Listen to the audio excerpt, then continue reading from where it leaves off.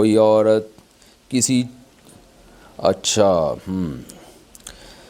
اگر کوئی خاتون خود لذتی کرے اور انزال نہ ہو تو ایسی صورت میں غسل فرض ہوگا یا نہیں؟ حیا کے خلاف مسئلہ ہے، لیکن آج کل پوچھا جا رہا ہے بہت زیادہ. تو یہ بیماری آج کل عورتوں میں بھی آ گئی ہے خود لذتی کی.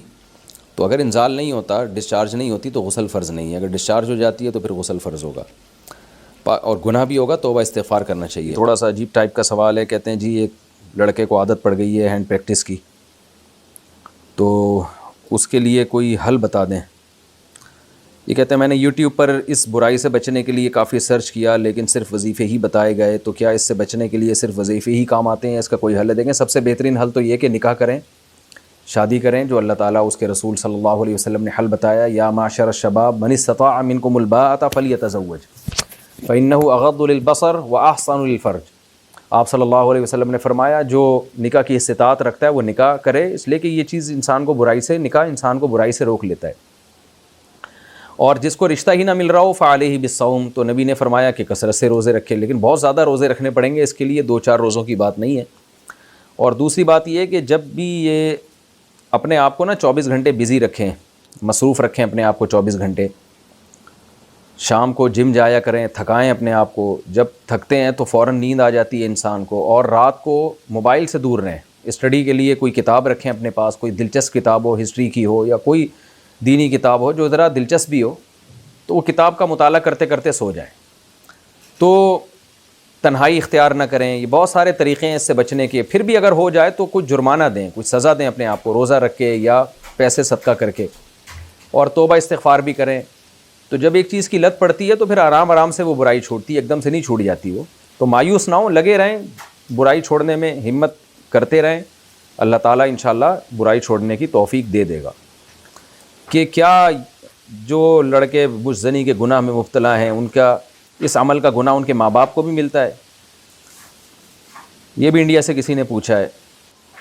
دیکھیں، ماں باپ کو گناہ اس صورت میں ملے گا کہ لڑکے کے لیے رشتے کا انتظام ہو، وہ اپنی بیوی کو کھلا پلا سکتا ہو، نان نفقہ کی ذمہ داری پوری کر سکتا ہو، اتنا کما رہا ہو. پھر بھی ماں باپ اگر اس کو نکاح سے روکتے ہیں، پھر لڑکا اگر کوئی گناہ کرتا ہے تو لڑکے کو بھی گناہ ملے گا، اس کے ماں باپ کو بھی ملے گا، کیونکہ وہ جائز کام میں رکاوٹ ڈال رہے ہیں جس کی وجہ سے لڑکا گناہوں کی طرف جا رہا ہے. لیکن اگر لڑکا کماتا ہی نہیں ہے یا اس کو کوئی رشتہ ہی نہیں مل رہا، تو اس بیس پہ ماں باپ اس کو روک رہے ہیں کہ بھئی کما تم رہے نہیں ہو، تو یا غلط جگہ پہ نکاح کر رہا ہے وہ، ایسی جگہ جہاں آپ کے خاندان کا یعنی عزت خراب ہو جائے گی. تو جو لڑکی ایڈجسٹ ہی نہیں ہو سکتی آپ کے خاندان میں، تو پھر یہ ایک معقول وجہ ہے جس بیس پہ والدین آپ کو نکاح سے روک رہے ہیں. ایسی صورت میں اگر آپ گناہ کرتے ہیں تو پھر آپ ہی گناہ گار ہوں گے، ماں باپ نہیں ہوں گے.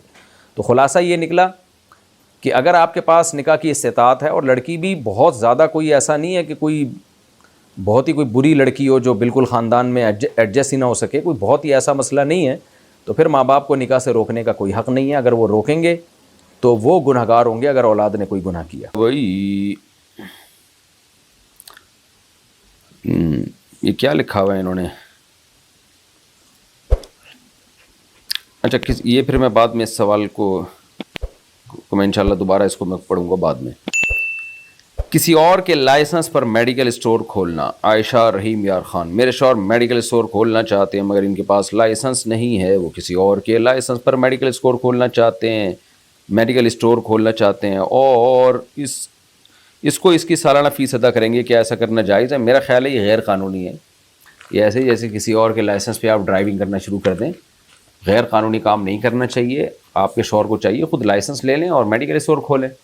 باقی یہ کہ اگر وہ غیر قانونی کام کرتے ہیں تو میڈیکل اسٹور کی آمدن حرام نہیں ہوگی، کیونکہ آمدن تو ان دوائیوں کی ہے جو وہ بیچ رہے ہیں. وہ آمدن تو ارننگ حلال ہوگی آپ کے شوہر کی، لیکن غیر قانونی کام ہے، یہ کرنا نہیں چاہیے. میزان بینک پر اشکال. عماد عباسی لاڑکانہ سے پوچھتے ہیں، مفتی صاحب آپ نے اپنی ایک تقریر میں کہا ہے کہ میزان بینک کا آپریشن حلال ہے، لیکن وہ دوسری تقریر میں آپ نے اسٹاک ایکسچینج کے آپریشنز کو حرام قرار دیا، لیکن میزان بینک اسٹاک ایکسچینج کا حصہ ہے. آپ کیسے کہہ سکتے ہیں کہ میزان بینک حلال ہے اگر یہ اسٹاک ایکسچینج کا حصہ ہے؟ میں نے تو نہیں کہا اسٹاک ایکسچینج حرام ہے. آپ نے پتہ نہیں کون سی تقریر میں میرے سن لیا. اسٹاک ایکسچینج میں دیکھا جائے گا کہ آپ شیئرز جو خرید رہے ہیں کس کمپنی کے ہیں. حرام کمپنی، شراب کی کوئی کمپنی ہے، اس کے شیئرز کی خرید و فروخت حرام ہے. اگر کمپنی جائز ہے تو اس کے شیئرز کی خرید و فروخت بھی جائز ہے. تو میزان بینک بھی شیئرز میں انویسٹمنٹ کرتا ہے، تو وہ تو اس کا خیال کرتا ہے کہ کسی ناجائز کمپنی کے شیئرز نہ ہوں. تو اور دوسری بات یہ کہ اسٹاک ایکسچینج میں جب آپ کے نام ہو جائے گا شیئر تو پھر آپ آگے فروخت کر سکتے ہیں. چند شرطیں اس کے ساتھ. اسٹاک ایکسچینج میں خرید و فروخت بالکل جائز ہے، کوئی حرج نہیں ہے. کسی نے غلط کہا ہے آپ کو میرے بارے میں. ہاں تکافل پہ یہ مجھے اشکال ہے، ہمیں بہت اس پر ہم نے کام کیا، تو تکافل کے جواز پر ہمیں اشکال ہے. تو وہاں ایک سوال لوگ کرتے ہیں کہ پھر آپ میزان بینک کو کیسے جائز کرتے ہیں، وہ بھی تو تکافل کی پالیسی لیتا ہے. تو اس کا جواب یہی ہے کہ میزان بینک کا تکافل کرنا نہ کرنا وہ اس کا اپنا ذاتی معاملہ ہے. اس کو تو کچھ علماء جائز کہہ رہے ہیں، کچھ ناجائز کہہ رہے ہیں، لیکن اس سے آپ کے میزان بینک سے تعلقات پہ تھوڑی کوئی اثر پڑے گا. آپ کے ساتھ جو میزان بینک کی جو ڈیلنگ ہے وہ تو شرعی اصولوں کے تحت ہے. اس کی مثال ایسا ہے جیسے زید سے آپ خرید و فروخت کرتے ہیں، وہ جائز طریقے سے کر رہے ہیں، لیکن زید نے اپنے بچوں کا تکافل بھی کرایا ہوا ہے یا انشورنس کرائی ہوئی ہے. تو زید کا انشورنس کرانے یا تکافل کرانے سے آپ کے زید کے ساتھ معاملات تھوڑی کوئی ناجائز ہو جائیں گے. ناپاک زمین پر کپڑا بچھا کر نماز پڑھنا. شاہ رخ صاحب ملتان سے پوچھتے ہیں، مفتی صاحب میں نے مرغیاں، بطخیں اور کتا بھی پالا ہوا ہے، یہ سب زمین پر گھومتے پھرتے رہتے ہیں، زمین پر ہی گھومتے ہیں میرا خیال ہے جتنے بھی جانور ہیں، بستروں پہ تو نہیں رہنا چاہیے ان کو. ایسی کوئی جگہ نہیں ہے جہاں ان کے پاؤں نہ پڑے ہوں. تو پوچھنا یہ ہے کہ زمین پر کوئی کپڑا وغیرہ بچھا کر نماز پڑھ سکتا ہوں.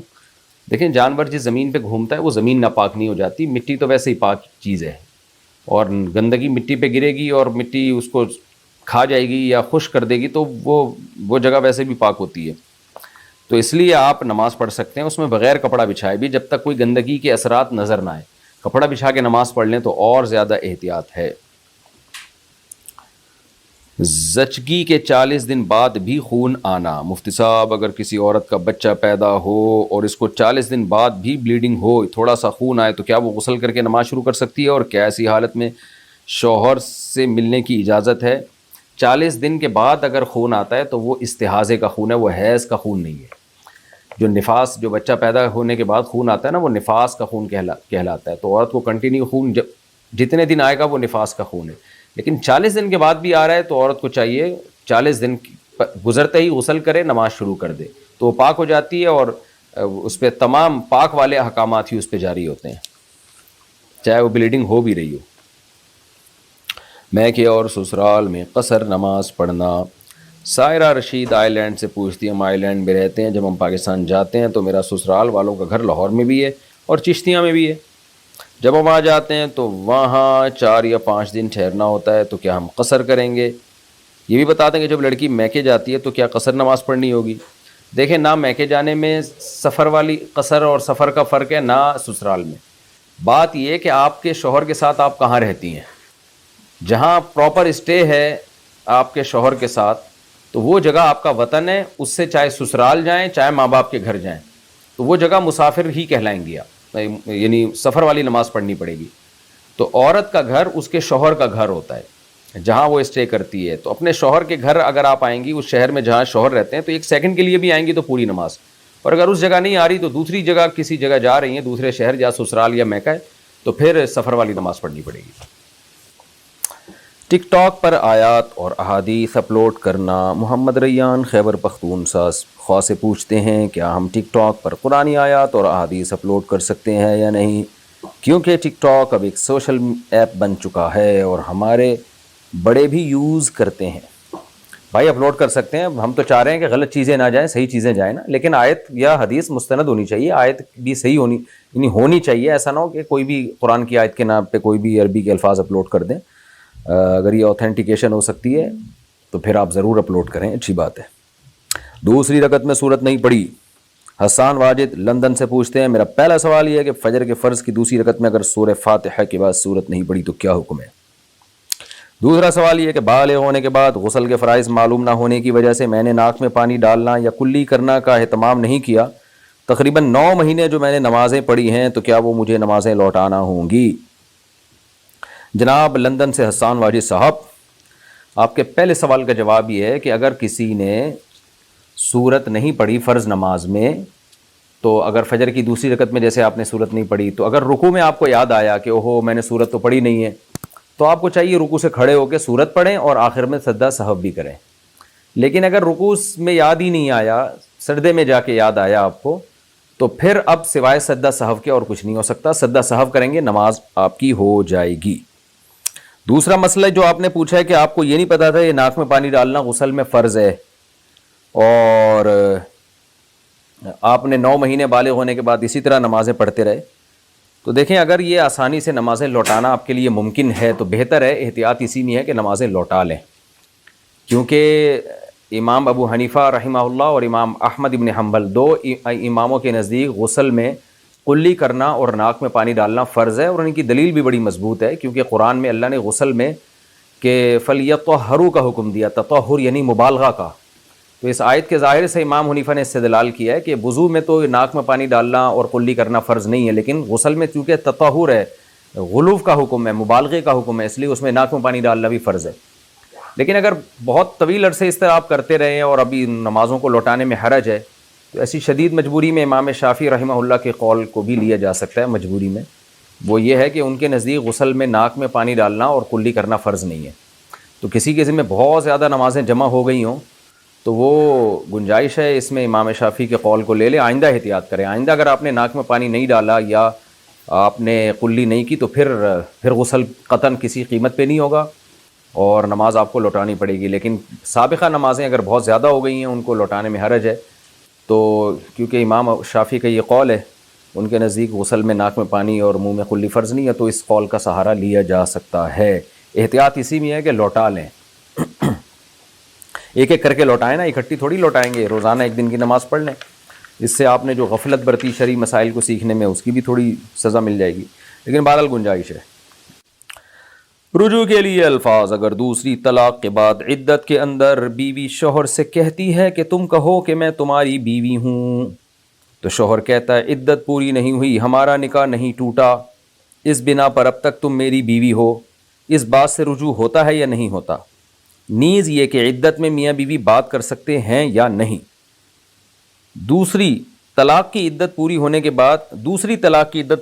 بعد تیسری دے سکتا ہے یا نہیں؟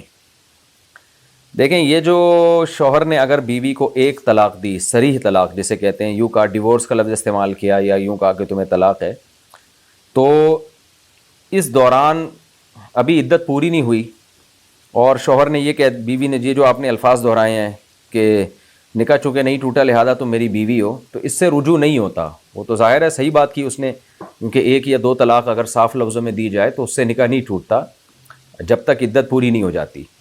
تو اس سے رجوع کے الفاظ نہیں ہوں گے. رجوع میں یہ ضروری ہے کہ زبان سے بولے میں نے رجوع کیا، یا میاں بیوی والا جو تعلق ہے یعنی بیوی کے ساتھ وہ ریلیشن قائم کر لے جو صرف میاں بیوی کر سکتے ہیں، تو اس ریلیشن سے بھی رجوع ہو جائے گا. لیکن یہ زبان سے بولے، یہ جو الفاظ ہیں اس سے رجوع نہیں ہوگا. باقی عدت میں میاں بیوی بات کر سکتے ہیں یا نہیں کر سکتے؟ تو عدت کے اگر طلاق رجعی ہے تو چونکہ اس سے نکاح نہیں ٹوٹتا جب تک عدت پوری نہیں ہوتی، تو وہ بیوی رہتی ہے، لہذا بات چیت ہو سکتی ہے. لیکن اگر شوہر کا ارادہ رکھنے کا نہیں ہے تو پھر شوہر کو چاہیے ایسی باتیں بیوی سے نہ کرے جو اس کو میاں بیوی کے ریلیشن پہ ابھارنے والی ہوں. اس کا نقصان یہ ہوتا ہے کہ وہ بعض دفعہ ریلیشن قائم کر لیتا ہے، پھر مزید طلاق اس کو دینی پڑتی ہے نکاح توڑنے کے لیے.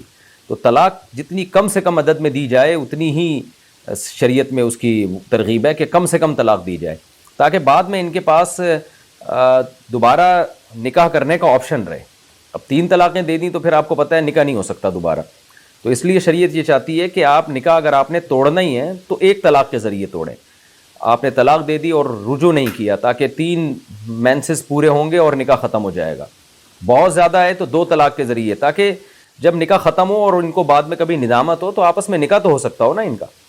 لیکن اگر مرد نے پہلی کے بعد رجوع کر لیا، دوسری کے بعد رجوع کر لیا، پھر اس کو نکاح ختم کرنے کے لیے ایک ایکسٹرا طلاق دینی پڑتی ہے، تو طلاق کا عدد کم ہوتا چلا جاتا ہے. اس لیے بہتر یہی ہے کہ اگر شوہر کا رجوع کرنے کا ارادہ نہیں ہے تو پھر بات چیت نہ کریں آپس میں. تو باقی کر سکتے ہیں عدت کے دوران، چونکہ وہ اس کی بیوی ہے. ہاں 3 طلاقیں دے دیں یا طلاق بائن دے دی تو پھر اس کی بیوی نہیں ہے، وہ نکاح ٹوٹ گیا. پھر بات چیت کوئی ضروری بات ہو تو ٹھیک ہے، لیکن ادروائز وہ بے تکلف نہیں ہو سکتے. باقی یہ جو پوچھا ہے دوسری طلاق کی عدت پوری ہونے کے بعد تیسری طلاق دے سکتا ہے یا نہیں. دوسری طلاق کی جب عدت پوری ہو گئی تو نکاح ختم ہو گیا، اب تیسری نہیں دے سکتا. اب چونکہ ایک عورت بالکل اجنبی بن چکی ہے تو جتنی بھی طلاقیں دے گا وہ لگیں گی ہی نہیں، لہذا وہ تیسری دینے سے ہوگی نہیں تیسری. الکوہل والا پرفیوم کیا الکوہل والا پرفیوم یا باڈی اسپرے لگانے سے کپڑے ناپاک ہو جاتے ہیں؟ نہیں ہوتے ناپاک۔ سودی لین دین کرنے والے امام کے پیچھے نماز، ہمارے امام صاحب کی امامت کا وظیفہ بھی مقرر ہے، اس کے علاوہ پرسنل ٹیوشن بھی پڑھاتے ہیں، اس کے علاوہ وہ سود پر پیسہ بھی دیتے ہیں، لا حول ولا قوت الا باللہ۔ تو کیا ان کے پیچھے نماز پڑھنا جائز ہے؟ جو امام کبیرہ گناہ میں مبتلا ہو اور کھلے عام کبیرہ گناہ کرتا ہو، لوگوں کو پتہ ہو کہ یہ اس جرم میں مبتلا ہے، گناہ بھی کبیرہ ہو اور کھلے عام ہو، تو ایسے شخص کو اپنے اختیار سے امام بنانا جائز نہیں ہے۔ جیسے جو شخص داڑھی کاٹتا ہے تو اس کو بھی اپنی مرضی سے آپ امام نہیں بنا سکتے، گناہ گار ہوں گے، کیونکہ ایک عہدہ ہے نا۔ اس سے کیا ہوتا ہے کہ جب امام اس طرح کا گناہ کر رہا ہو کھلے عام، اس لوگوں کے دل میں اس گناہ کی ویلیو ختم ہو جائے، یعنی گناہ کی برائی ختم ہو جائے گی تھوڑے دنوں میں۔ تو ایسا عہدہ اپنے اختیار سے دینا جائز نہیں ہے۔ باقی یہ کہ آپ کو اگر امام کو ہٹانے پر قدرت نہیں ہے، آپ کی مرضی سے نہیں بنا، تو نماز پھر ہر ایک کے پیچھے ہو جاتی ہے جب تک عقیدہ شرکیہ نہ ہو۔ تو اگر امام سودی لین دین کرتے ہیں تو کبیرہ گناہ کے مرتکب ہیں، امام صاحب کو آپ محبت سے سمجھائیں، نہیں باز آتے تو اگر آپ ہٹا سکتے ہیں تو ہٹا دیں، فتنے کا اندیشہ نہ ہو، لڑائی جھگڑے کا اندیشہ نہ ہو۔ اگر نہیں ہٹا سکتے تو پھر جماعت اکیلے نماز نہ پڑھیں، اسی امام کے پیچھے نماز پڑھ لیں، کیونکہ جماعت سے نماز بہرحال لازم ہے۔ اچھا بھائی، گھر والے رشتے پر راضی نہیں، سید عباد کراچی سے، میں نے ایک لڑکی کے گھر رشتہ بھیجا، لڑکی کی فیملی شادی کے لیے مکمل طور پر راضی ہیں، مگر میرے گھر والے منع کر رہے ہیں۔ وجہ یہ بتا رہے ہیں کہ لڑکی کی فیملی ہمارے اسٹینڈرڈ کی نہیں ہے، جبکہ ہم ایک دوسرے کو بہت پسند کرتے ہیں۔ گائیڈ کریں مجھے، کیا کرنا چاہیے؟ آپ کو شادی کرنی چاہیے، گھر والوں کو منانا چاہیے، سمجھانا چاہیے۔ بھائی اسٹینڈرڈ لڑکی والوں کو چاہیے کہ وہ دیکھیں کہ لڑکا ہمارے اسٹینڈرڈ کا ہے یا نہیں ہے، کیونکہ جانا تو لڑکی نے ہے، ماتحت تو لڑکی ہوگی۔ لڑکے والے اتنے اسٹینڈرڈ کیوں دیکھ رہے ہیں بھائی؟ تو ان کو تو کمپرومائز کرنا چاہیے، یعنی کیونکہ کفوف کے مسائل جو ہے نا وہ لڑکے کی طرف سے ہوتے ہیں کہ لڑکا لڑکی کا ہم پلہ ہے یا نہیں۔ لڑکی میں شریعت یہ کہتی ہے کہ وہ آپ سے کمتر ہی ہو تو زیادہ اچھا ہے، آپ کے اسٹینڈرڈ سے اس کا اسٹینڈرڈ ہائی ہوگا تو پھر گھر چلے گا نہیں۔ باقی یہ کہ اب کتنا بہت ہی زیادہ گرا ہوا اسٹینڈرڈ ہے تو مجھے نہیں پتا۔ بعض دفعہ ہوتا ہے کہ آپ کو کوئی لڑکی ایسی پسند آ گئی ہے کہ وہ آپ کی فیملی کے لحاظ سے اس کا اسٹینڈرڈ کو ضرورت سے زیادہ گرا ہوا ہے، پھر گھر والوں کو ایک ہوتا ہے کہ یار وہ آپ کی صرف بیوی تھوڑی ہوگی، ہماری بہو بھی ہوگی۔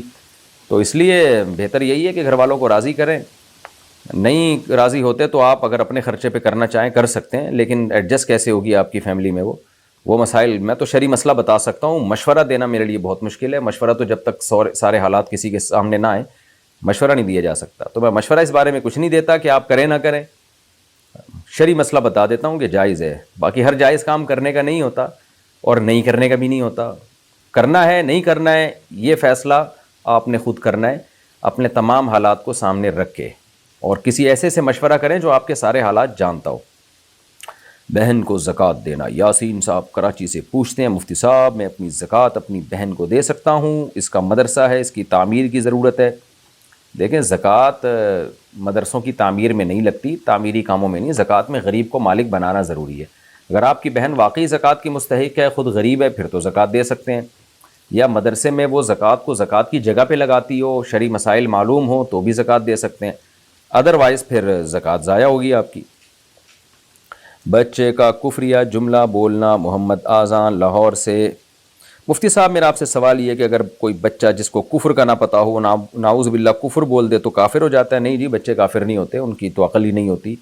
البتہ یہ ضرور ہے بچے کو فوراً تنبیہ کرنی چاہیے، کوئی بھی ایسا الٹا جملہ بولے بچے کو سمجھائیں، اس کو بتائیں بیٹا یہ بہت خطرناک بات ہے، ایسے کبھی نہیں کہتے، اللہ کا عذاب آتا ہے، تو اس کو بچپن سے پابند بنائیں کہ ایسے الفاظ نہ کہا کرے۔ ہمیں یاد ہے آج کل یہ جو بچے بالکل ہی بدتمیز ہو گئے ہیں، کھانا اچھا نہیں لگتا تو بچے کہہ رہے ہوتے ہیں کھانا بڑا بکواس ہے، یہ بہت خطرناک جملہ ہے۔ ہم کبھی ایسے بول دیتے تھے نا کہ ایسا بکواس ہے تو ہمیں بہت سخت ڈانٹ پڑتی تھی والدین کی طرف سے کہ رزق کو ایسے نہیں بولتے، آپ یہ بول دیں بھائی مجھے پسند نہیں آ رہا، میرا دل نہیں چاہ رہا کھانے کو، لیکن ایسے سخت الفاظ، کیا بکواس برگر ہے، کیا بکواس نہاری ہے، یہ لوگ لڑکے آج اس طرح کی بات کر رہے ہوتے ہیں۔ تو وجہ اس کی ہے کہ بچپن میں ماں باپ کی طرف سے ڈانٹ نہیں پڑی ہوتی ان کو۔ میں دیکھتا ہوں ہوٹل میں کبھی بیٹھے ہیں نا، کھانا مرضی کا نہیں ہے تو لڑکے اس طرح کہہ رہے ہوتے ہیں یار کیا بکواس بریانی ہے، تو یہ غلط بات ہے بھائی، رزق کو آپ بکواس کا لفظ استعمال کر رہے ہیں، رزق کی ہمیں توہین کی اجازت نہیں ہے۔ تو ہمیں یاد ہے میں نے زندگی میں پہلی دفعہ جب یہ لفظ بولا نا بکواس کا لفظ، مجھے والدین کی طرف سے بہت ڈانٹ پڑی تھی کہ روٹی کو رزق کو نہیں کہتے ایسے بکواس، یہ تو ماں باپ بچپن میں ڈانٹتے نہیں ہیں تو زبانیں کھل جاتی ہیں. رزق کے بارے میں بھی ایسی باتیں کر رہے ہوتے ہیں، اور بڑوں کے بارے میں بھی، علماء کے بارے میں بھی، قوموں کے بارے میں بھی. ہم ایک دفعہ بیٹھے ہوئے تھے تو میں نے کسی قوم کو برا کہہ دیا والد صاحب کے سامنے، وہ فلانی قوم تو ایسی ہوتی ہے. میرے والد صاحب نے اتنا سخت ڈانٹا، بولا بیٹا ایسے کسی قوم کو نام لے کے کہنا کہ وہ ایسی بری ہوتی ہے، یہ بہت بری بات ہے. تو اتنی زور کی ڈانٹ پڑی تھی کہ وہ والدہ بھی تھیں، دونوں کی طرف سے ڈانٹ پڑی. تو اس کے بعد جب بھی میں کسی قوم کے بارے میں تبصرہ کر رہا ہوتا ہوں مجھے وہ ڈانٹ یاد آ رہی ہوتی ہے. تو میں کوشش کرتا ہوں کہ ایسا تبصرہ نہ کروں کہ بالکل کسی قوم کو میں یوں بولوں کہ وہ قوم ایسی ہوتی ہے. تو وہ ایک زور کی ڈانٹ جو ہے نا میرے کانوں میں گونجتی ہے. حالانکہ اس واقعے کو میرا خیال ہے اس وقت میری عمر 8-9 سال ہوگی. تو ماں باپ کو چاہیے بچوں کو غلط الفاظ بولنے سے روکیں. کفری الفاظ تو بہت ہی خطرناک ہیں، اس سے کم درجے کے الفاظ بھی جو نامناسب ہوتے ہیں والدین کو چاہیے بچوں کو ڈانٹنا چاہیے اس پہ کہ یہ غلط الفاظ ہیں، یہ نہیں بولا کرو.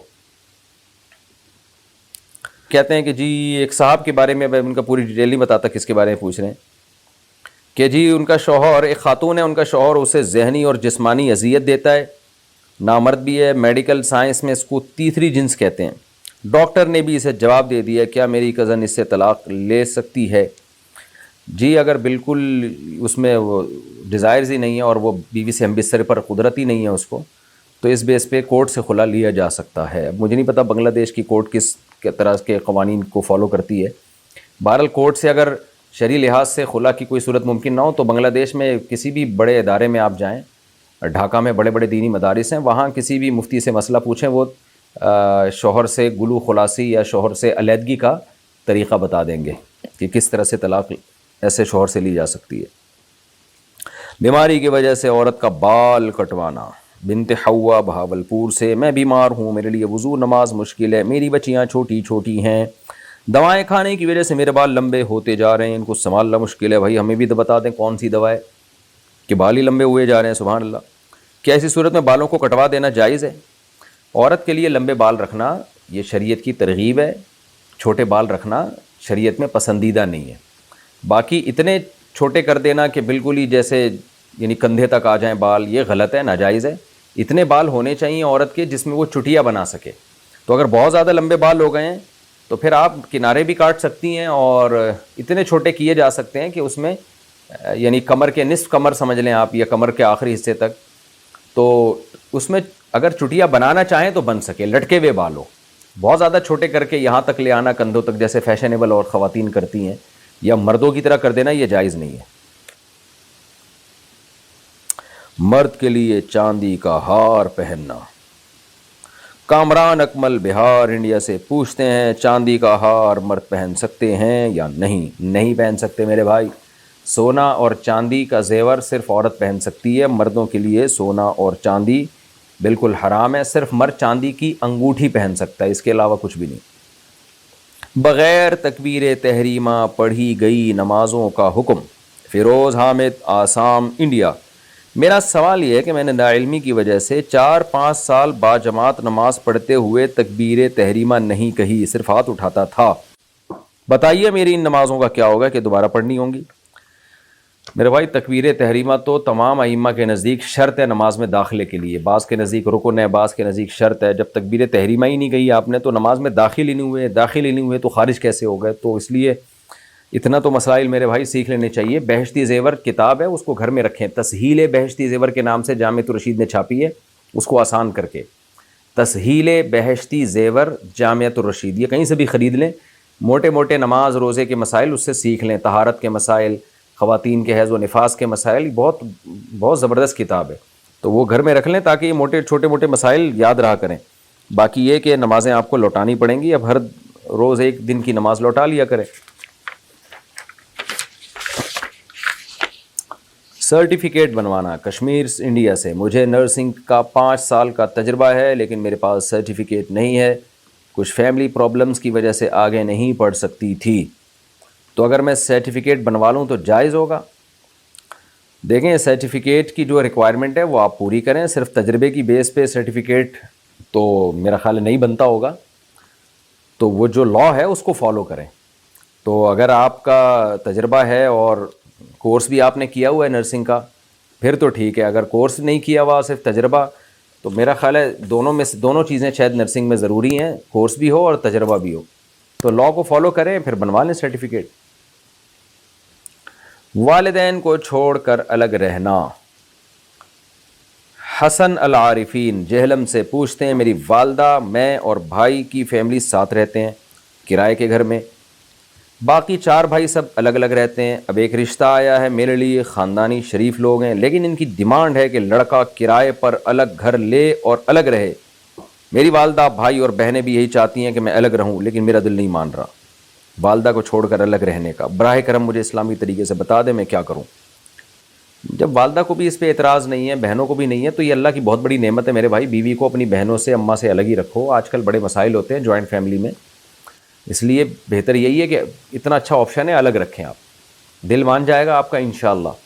اگر سب ساتھ ہی رہتے آتے تو حضرت آدم کے سارے بچے اور ان کے ساری بہویں اور سب اب تک ایک ہی جگہ سارے پل رہے ہوتے. دنیا میں اتنے سارے ملک تھوڑی وجود میں آتے. شادیاں کرتے ہیں، بچے ہوتے ہیں، سب الگ ہو جاتے ہیں، تو نیچرل ہے.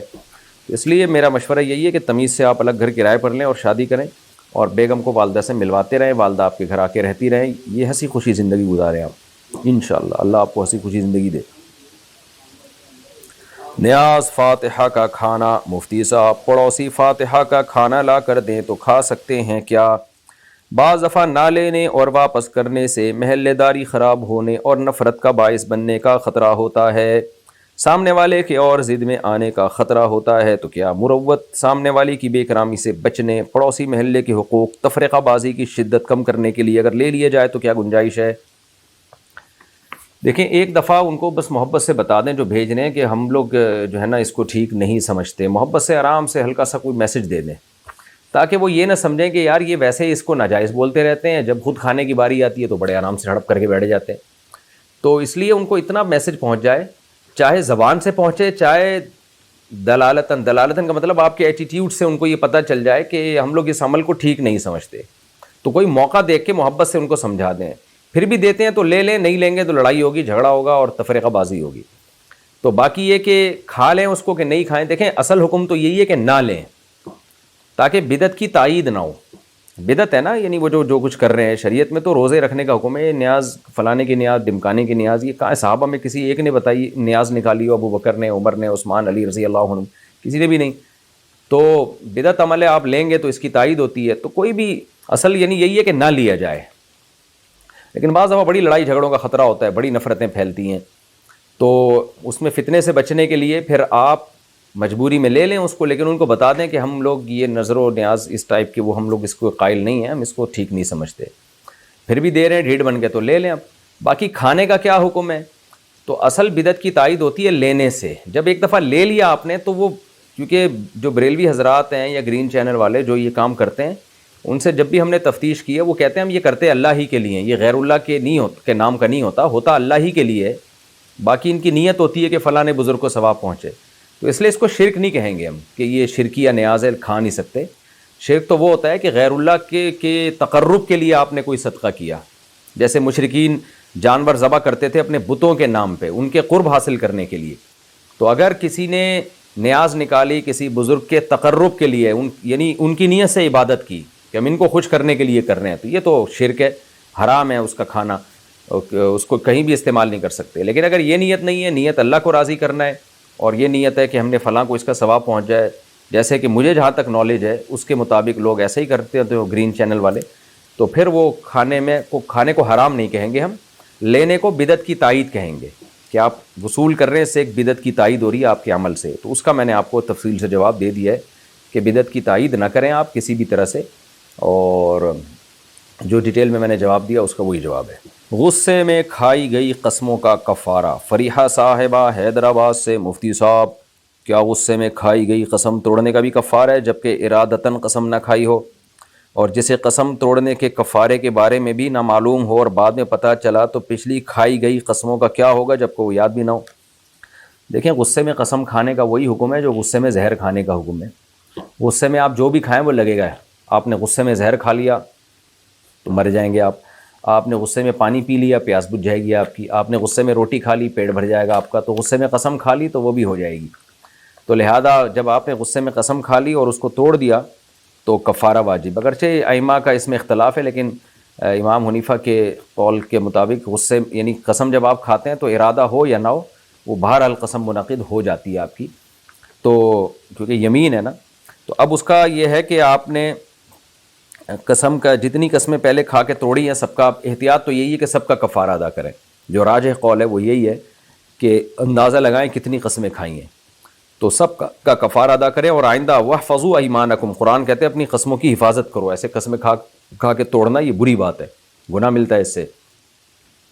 باقی پچھلی تمام قسموں کا کفارہ ادا کریں، اصل تو یہی ہے، احتیاط اسی میں. لیکن ایک قول یہ بھی ہے کہ ایک کفارہ ادا کر دیں پچھلی تمام قسموں کی طرف سے کافی ہو جائے گا. وہ آئندہ کے لیے پھر احتیاط کریں، آئندہ جب بھی قسم توڑیں گے تو ہر دفعہ آپ نیا کفارہ دیں گی. لیکن اب تک جو ہو چکا تو اس کی طرف سے ایک کفارہ ساری قسموں کی نیت سے آپ ادا کر لیں تو ایک قول کے مطابق کفارہ ادا ہو جائے گا. لیکن احتیاط کے بہرحال یہ خلاف ہے، احتیاط اسی میں ہے کہ جتنی قسمیں کھائی ہیں ساری سب کا کفارہ ادا کریں. جوئے میں ہارے ہوئے پیسوں کا قرض، کیا جوئے میں ہارے ہوئے پیسوں کا قرض دینا لازم ہے؟ اگر میرے والد نے کسی سے جوئے میں پیسے ہارے تو کیا وہ مجھ پر لازم ہے کہ میں ادا کروں؟ رہنمائی فرمائے. نہیں جی، جوئے میں جو کچھ ہارا جاتا ہے کچھ بھی لازم نہیں ہوتا اور اس کی کوئی شرعی حیثیت نہیں ہے. جب بھی آپ جوا کھیلیں تو اصول یاد رکھیں. ایک تو آپ نے گناہ کیا، ہار گئے تو بھاگ جائیں. آپ شریعت میں نہیں پوچھ ہوگی کہ آپ نے اس کے پیسے کیوں نہیں دیے، شریعت میں نہیں پوچھ ہوگی. شریعت میں آپ کی پوچھ ہوگی آپ نے کسی سے قرض لیا تو وہ پیسے کیوں نہیں دیے آپ نے کسی سے کوئی چیز خریدی تو اس کے پیسے آپ نے کیوں نہیں دیے، آپ نے کوئی چیز رینٹ پہ لی تو اس کے پیسے آپ نے کیوں نہیں دیے، آپ نے کسی سے کوئی کام لیا اس کی اجرت آپ نے کیوں نہیں دی. ان چیزوں پہ شریعت سوال کرے گی. جوئے میں آپ ہار گئے تو اس جواری کو آپ نے پیسے کیوں نہیں دیے، یہ شریعت آپ سے قیامت کے دن اللہ اس سے آپ سے سوال نہیں کرے گا. لہذا جوا ہار جائیں تو بھاگ جائے کریں وہاں سے. بولے تمہارے باپ میں ہمت ہے تو نکال لو پیسہ. حرام ہے، اس کے لیے بھی حرام ہے، آپ کے لیے بھی دینا حرام ہے. تو حرام میں تھوڑی شریعت اپریشیٹ کرتی ہے. جوا کھیلا ہی کیوں آپ نے؟ اس نے بھی غلط کیا، آپ نے بھی غلط کیا. کھیلا کیوں جوا؟ اور کھیل لیا تو پتلی گلی سے نکل لو. اس کو بھی ایک ڈز لگے گی تو آئندہ 100 دفعہ سوچے گا جوا کھیلنے سے پہلے. کپڑوں پر مشکوک نشانات. عبد الرحمن حیدرآباد سے، میں جب فجر کے لیے اٹھتا ہوں تو میرے کپڑوں پر 2 ڈاٹس لگے ہوتے ہیں، کیا وہ اطلاع ہے کوئی اور چیز؟ میرے بھائی مجھے کیا پتا، کپڑے بھی آپ کے ڈاٹس بھی آپ کے، مجھ سے پوچھ رہے ہیں یار آپ. اور کیا مجھ پر غسل فرض ہوگا؟ مشکوک نشانات ہیں. مشکوک نشانات سے کچھ نہیں ہوتا. آپ کو یقین ہونا چاہیے کہ مجھے رات کو نائٹ فال ہوا ہے. تو آپ اپنی باتیں اپنے حالات خود زیادہ جانتے ہوں گے کہ یہ کیا ہے، تو آپ خود فیصلہ کریں اس کے بارے میں کیا ہے. ویسے ہی اگر کپڑوں پہ کوئی نشان ہے تو ان سے وہم میں نہ جائیں. وہمی لوگ پھر بہت ہی پاگل ہو جاتے ہیں. اور دیکھتے کیوں صبح اٹھ کے اپنے کپڑوں کو اتنے غور سے؟ بعض لوگوں کی عادت ہوتی ہے صبح اٹھتے ہی شلوار کو لائٹ میں رکھ کے مطالعہ کرنا، اسٹڈی کرنا شروع کر دیتے ہیں. یہ بری حرکت ہے. تو اگر کوئی پہلے سے غالب گمان ہو کہ کہیں سوتے میں آپ کو کوئی خواب آیا ہے یا کوئی اس طرح کا قطرہ نکلا ہے تو پھر آپ دیکھ لیں، ادروائز آپ دیکھیں ہی نہیں. تو لیکن اگر بہرحال ڈاٹس ہیں اور آپ کو غالب گمان یہ ہے کہ یہ جب ویسے بھی نائٹ فال ہوتا ہے تو 1-2 ڈاٹس نہیں ہوتے، وہ تو جو ہے کافی زیادہ کپڑے خراب ہو جاتے ہیں. تو نائٹ فال میں تو یہ ہوتا ہے. ویسے اگر ڈاٹس نکلیں تو اگر مزی یا پیشاب وغیرہ کے ہیں تو احتیاطاً اس کو دھو لیں، اس سے غسل فرض نہیں ہوتا. 1-8 ڈاٹس اگر نظر آتے ہیں عام طور پہ وہ مزی کے ڈاٹس ہوتے ہیں تو اس سے غسل فرض نہیں ہوتا. کم عمر دیور سے پردے کی حد. مسز ظہیر الدین چکوال سے، میرا سوال یہ کہ میرا ایک چھوٹا دیور ہے جو کہ 7ویں کلاس میں پڑھتا ہے. شریعت کے لحاظ سے مجھے اس سے کتنا پردہ کرنا ہوگا؟ کیونکہ گھر کا سارا کام میں نہیں کرنا ہوتا ہے، ساری ذمہ داری مجھ پر ہے. برائے مہربانی جواب دیں. دیکھیں اس سے کچھ نہیں ہوتا کہ 7ویں کلاس میں پڑھتا ہے، ہو سکتا ہے وہ 25 سال کا ہو اور 4تھی میں پڑھ رہا ہو. یا تو کلاس سے اس کا تعلق نہیں ہے، اس کا ایج سے تعلق ہے، عمر سے. تو 10 سال کا جب لڑکا ہو جاتا ہے نا تو پھر آپ کو چاہیے اس سے پراپر پردہ کرنا شروع کر دیں. ویسے تو لڑکے میں جو سیکسول ڈیزائرز ہیں وہ بہت یعنی 7-8 سال کی عمر سے پیدا ہونا شروع ہو جاتی ہیں اور بہت زیادہ پیدا ہوتی ہیں. جب 9-10 سال کا ہوتا ہے تو اس میں بہت زیادہ لوگ سمجھتے ہیں بچہ ہے، حالانکہ وہ بچہ نہیں ہوتا. لوگ اپنا زمانہ بھول جاتے ہیں اصل میں. تو اس لیے 10 سال کے سے جو ہے نا اس سے احتیاط شروع کر دیں، آپ پردہ کرنا شروع کر دیں. 10 سال سے کم عمر کا ہے تو بھی اس سے پردہ تو فرض نہیں ہے، لیکن یہ کہ اس سے بہت زیادہ بے تکلفی بھی ٹھیک نہیں ہے. سیل فون میں فوٹو رکھنا. دختر سعدی انڈیا سے، کیا ہم موبائل فون میں اپنی فوٹو رکھ سکتے ہیں؟ ڈیجیٹل تصویر کے بارے میں علماء کا ایک مشہور اختلاف ہے. ہمارے نزدیک یہ تصویر میں داخل نہیں ہے. لہذا رکھ سکتے ہیں، لیکن بعض علماء اس کو تصویر میں داخل سمجھتے ہیں، وہ کہتے ہیں بلا ضرورت اس کا استعمال ٹھیک نہیں ہے، تو احتیاط پر عمل کرنے تو زیادہ اچھا ہے، اگر ہمارے فتوے پر عمل کریں تو گنجائش ہے پھر، لیکن رکھ کے کریں گے کیا؟ ان چیزوں میں دلچسپی نہیں لینی چاہیے، اپنے آپ کو کام میں لگائیں نا، یہ اپنی تصویریں کیا کرے گا؟ شو بازیوں میں آتا ہے آدمی دیکھ دیکھ کے خوش ہوتا ہے، تو چھچور پن ہے یہ ایک فضول قسم کا، تو بری حرکت ہے یہ، یعنی آپ کے جو ذہنی گروتھ ہے نا اس کے بارے میں یہ چیزیں بتاتی ہیں کہ آپ عقلی طور پر کتنے بالغ ہوئے ہیں آپ، تو اس لیے اپنی تصویریں سنبھال کے رکھ کے دیکھ دیکھ کے خوش ہونا، کیسے ہینڈسم لگ رہا ہوں، کیسے اسمارٹ لگ رہا ہوں، چھچور پن ہے یہ۔ ہاں کہیں رشتہ بھیجنا ہو، چلو ایک اچھی سی تصویر نکال کے رکھ لی، پارسل کر دی، وہ ایک ضرورت ہے، باقی بلا وجہ خام میں تصویریں سنبھال کے رکھنا یہ کوئی اچھا کام نہیں ہے شریعت کی روح سے۔ مشکوک رضاعت، میری امی کہتی ہیں تم نے اپنی ماسی کا دودھ پیا ہے، ماسی انکار کر رہی ہے، اب امی کہتی ہیں شاید ان کو یعنی امی کو غلط فہمی ہو گئی ہو، اس بات کا کسی کو علم بھی نہیں ہے، اب بتائیے ایسی صورت میں کیا اپنے کزن سے نکاح کر سکتی ہوں؟ بالکل کر سکتی ہیں، اس شخص سے رضاعت ثابت نہیں ہوتی، یا تو شہرت ہو پہلے سے، بچپن میں جب آپ نے دودھ پیا تو سب کو پتا ہو اور یہ بات مشہور ہو تو اس سے رضاعت ثابت ہوتی ہے، یا کم سے کم ایک مرد دو عورتیں یا دو مرد گواہی دیں کہ بھئی انہوں نے دودھ پیا ہے، تو اس طرح ایک خاتون کی گواہی سے اور وہ بھی شک ہے تو اس سے نہیں رضاعت ثابت ہوتی، تو آپ بلا تکلف بلا جھجک اپنے کزن سے نکاح کر سکتی ہیں۔ سود کے امکان پر قسطوں پر چیزیں لینا، سود کے امکان یا مکان، خیر میں ایک سرکاری ملازم حسان صاحب نے پوچھا ہے یہ مسئلہ، سرکاری ملازم ہمارے یہاں ایک ادارہ CSD کے نام سے ہے جس میں ہمیں قسطوں پر نئی الیکٹرانک آئٹمز اور موٹر سائیکل وغیرہ نکلوانے کی سہولت دی جاتی ہے، اور اس میں سے ہم سے آئٹم کی قیمت پر بہت کم چارجز اوپر لیے جاتے ہیں، ہم قسطیں اپنی تنخواہ سے بھی کٹوا سکتے ہیں جس کی وجہ سے قسط میں تاخیر ہونے کا چانس بھی ختم ہو جاتا ہے، لیکن CSD کی پالیسی کے مطابق اگر ہماری کوئی قسط لیٹ ہو جائے تو اس پر تھوڑے بہت چارجز ایکسٹرا لگ جاتے ہیں، لیکن تنخواہ سے کٹوتی کی وجہ سے چانس تقریباً ناممکن ہے، تو کیا ایسی صورت میں بہت ضرورت کے وقت ہم اداروں سے قسطوں پر کوئی چیز لے سکتے ہیں؟ دیکھیں چونکہ لگ رہا اس پہ سود ہی ہے، یعنی ایگریمنٹ کا حصہ ہے وہ، کہ اگر آپ نے ٹائم پہ پیمنٹ نہیں کی تو سود لگے گا، عملی طور پہ نہیں لگ رہا لیکن ایگریمنٹ تو لگنے کا ہوا ہے نا کہ اگر نہیں کی تو اس لیے یہ جائز نہیں ہے، تو جائز اس لیے نہیں ہے کہ ایگریمنٹ جیسے کریڈٹ کارڈ ہے نا، آپ ٹائم پہ پیمنٹ کر دیں تو سود نہیں لگتا اس میں، لیکن بینک سے ایگریمنٹ تو یہی ہوتا ہے نا کہ پیمنٹ نہیں کی تو سود لگے گا، تو سودی ایگریمنٹ بھی تو جائز نہیں ہے، تو اس لیے یہ عمل جائز نہیں ہے، آپ اس سے اوائڈ کریں، کوئی واقعی بہت شدید ضرورت ہو، شدید ضرورت جیسے کریڈٹ کارڈ میں بعض دفعہ ہوتی ہے کہ آپ پیمنٹ دینی ہے یا پیسے لے جا نہیں سکتے آپ اپنے ساتھ، کراچی میں ڈاکو واکو یہ سب مسائل ہوتے ہیں، تو ایسی کنڈیشن میں جہاں ضرورت ہوگی تو کریڈٹ کارڈ کا جہاں استعمال جائز ہے تو یہاں یہ بھی جائز ہوگا، لیکن ایسی ضرورت کیا ہے آپ کو کیش پہ خریدیں چیزیں، اور یہ جو الیکٹرانک اشیاء ہیں یہ کوئی انسانی زندگی کے ضروری اس میں بھی داخل نہیں ہیں یہ چیزیں، تو بہرحال میں تو ایک اصول اور ضابطہ بتاؤں گا، کہیں واقعی ضرورت ہو تو آپ اس سے فائدہ اٹھا سکتے ہیں اور اس نیت کے ساتھ کہ میں سود لگنے سے پہلے پیمنٹ کر دوں گا، لیکن ادروائز جب تک شدید ضرورت نہ ہو آپ کے لیے یہ جائز نہیں ہے، کیونکہ ایگریمنٹ بہرحال یہ سودی ہو رہا ہے۔ ایڈوانس کی رقم پر زکوٰۃ، قمر پرویز بہار سے پوچھتے ہیں دکان کا ایڈوانس 10 لاکھ روپے دیا ہوا ہے، جبکہ جب دکان خالی کروں گا تو مل جائے گا، کیا اس کی زکوٰۃ نکالنا ضروری ہے؟ جی ہاں جناب، کیونکہ وہ آپ کا ہی پیسہ ہے، اس کی زکوٰۃ ضروری ہے۔ منہ بولی باجی سے نکاح، محمد نعمان پوچھتے ہیں اگر ہم کسی نامحرم لڑکی کو باجی بول دیں اور وہ ہم کو بھائی بول دے تو کیا اس سے شادی کر سکتے ہیں؟ کر سکتے ہیں بھائی، نہ باجی بولنے پر گورنمنٹ کی طرف سے پابندی، نہ بھائی بولنے پر گورنمنٹ کی طرف سے پابندی، تو وہ اللہ نے جو رشتے سچی مچی کے بنائے وہی سگی بہن ہوتی ہے، وہی بھائی باجی ہوتے ہیں، ایک دوسرے کے لیے بھائی اور باجی بن جاتے ہیں، لیکن آپ بولنے سے تو ایک رسپیکٹ والا رشتہ ہے، کسی کو بھائی بولنا باجی بولنا، اس سے کیا ہوتا ہے شیطانی خیالات بھی ختم ہو جاتے ہیں، جب آپ کسی خاتون کو عزت دیں اور سسٹر بول دیں بہن بول دیں تو ضرورت کے وقت تو ٹھیک ہے، لیکن اگر نکاح کرنا ہو تو نکاح اس سے ہو سکتا ہے، کوئی حرج نہیں ہے، وہ پھر بہن رہتی نہیں ہے، پہلے بھی نہیں تھی اب بھی نہیں ہوگی۔ 3 بار سورہ اخلاص پڑھنے سے ایک قرآن کا ثواب۔ توصیف شیرانی انڈیا سے پوچھتے ہیں میں نے سنا ہے کہ سورہ اخلاص کو 9 بار پڑھنے سے 3 قرآن کا ثواب ملتا ہے، اور اس کو پڑھ کر مرحومین کو ایصال ثواب کرنے سے 3 قرآن شریف کا ثواب ملتا ہے، رہنمائی فرمائیے۔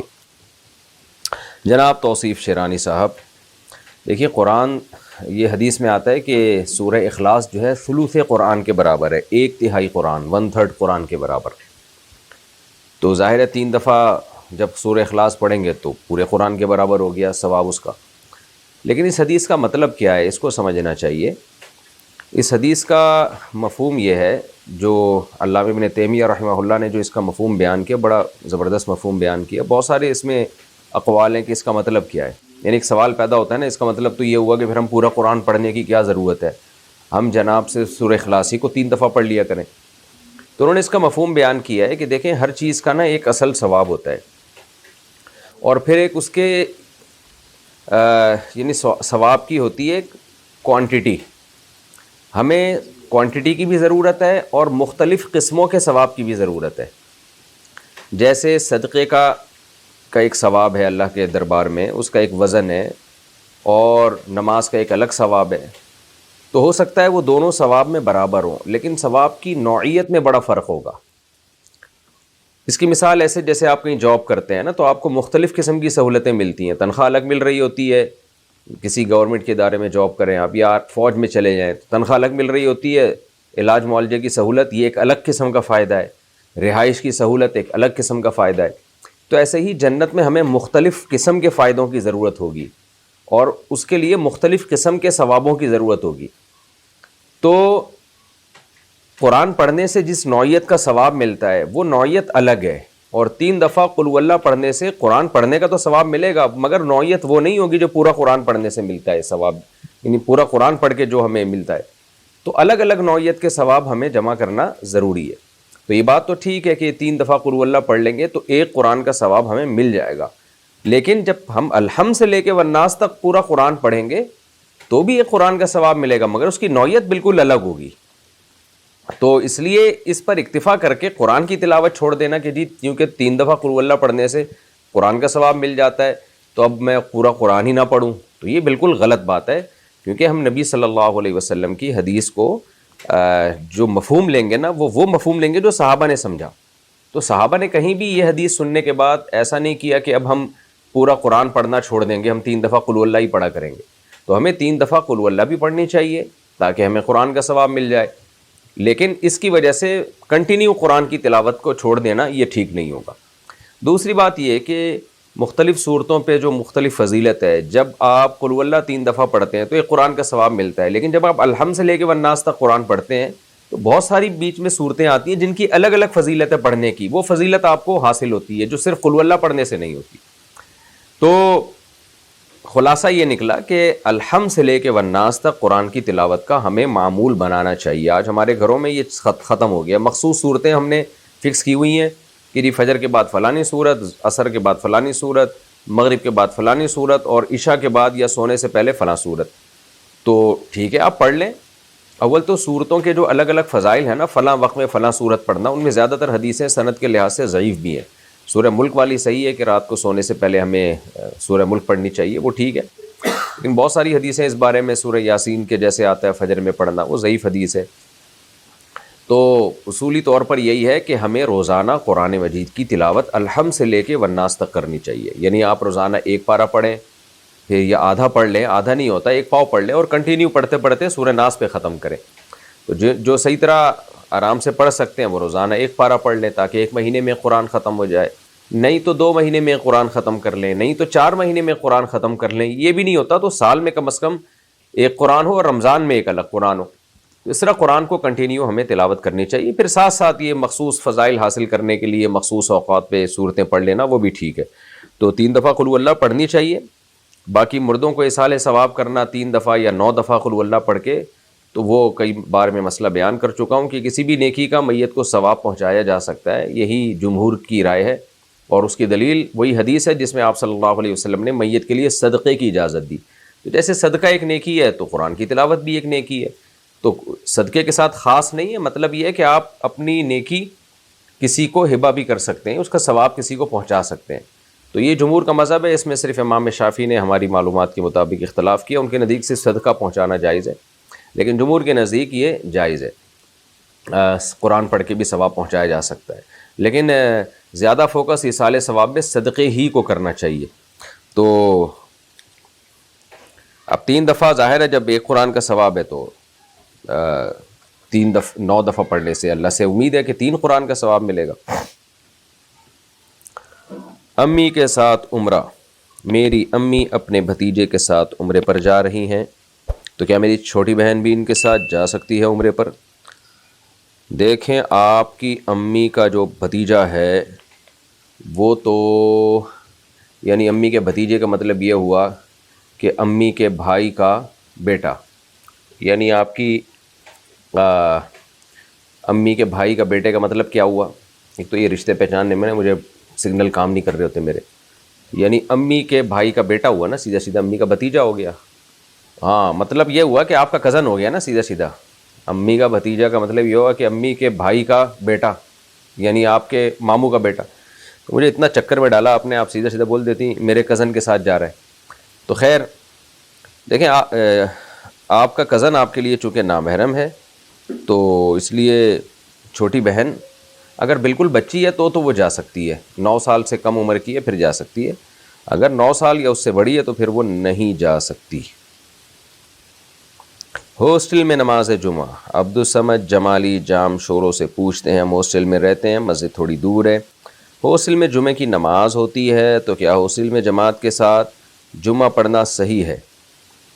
دیکھیں، اگر یہ شہر میں ہے ہاسٹل یا شہر کے مضافات میں ہے، بالکل گاؤں دیہات میں نہیں ہے، تو پھر یہاں جمعہ کی نماز جائز ہے۔ تو ہاسٹل میں اگر نماز ہوتی ہے آپ جمعہ پڑھ سکتے ہیں، لیکن ویسے ایک اصولی بات ہے کہ جمعہ کی نماز تو بڑا کراؤڈ ہونا چاہیے نا، اس میں سب لوگ اپنی اپنی جگہوں پہ جمعہ پڑھیں گے، یہ تو پھر جمعے کی یعنی جو فضیلت کے خلاف ہو جائے گا۔ تو اس لیے اگر قریب میں کوئی بڑی مسجد ہے جہاں لوگ آتے ہیں، کراؤڈ ہوتا ہے، تو پھر جمعے کے دن وہاں مسجد میں جانا چاہیے نماز پڑھنے کے لیے۔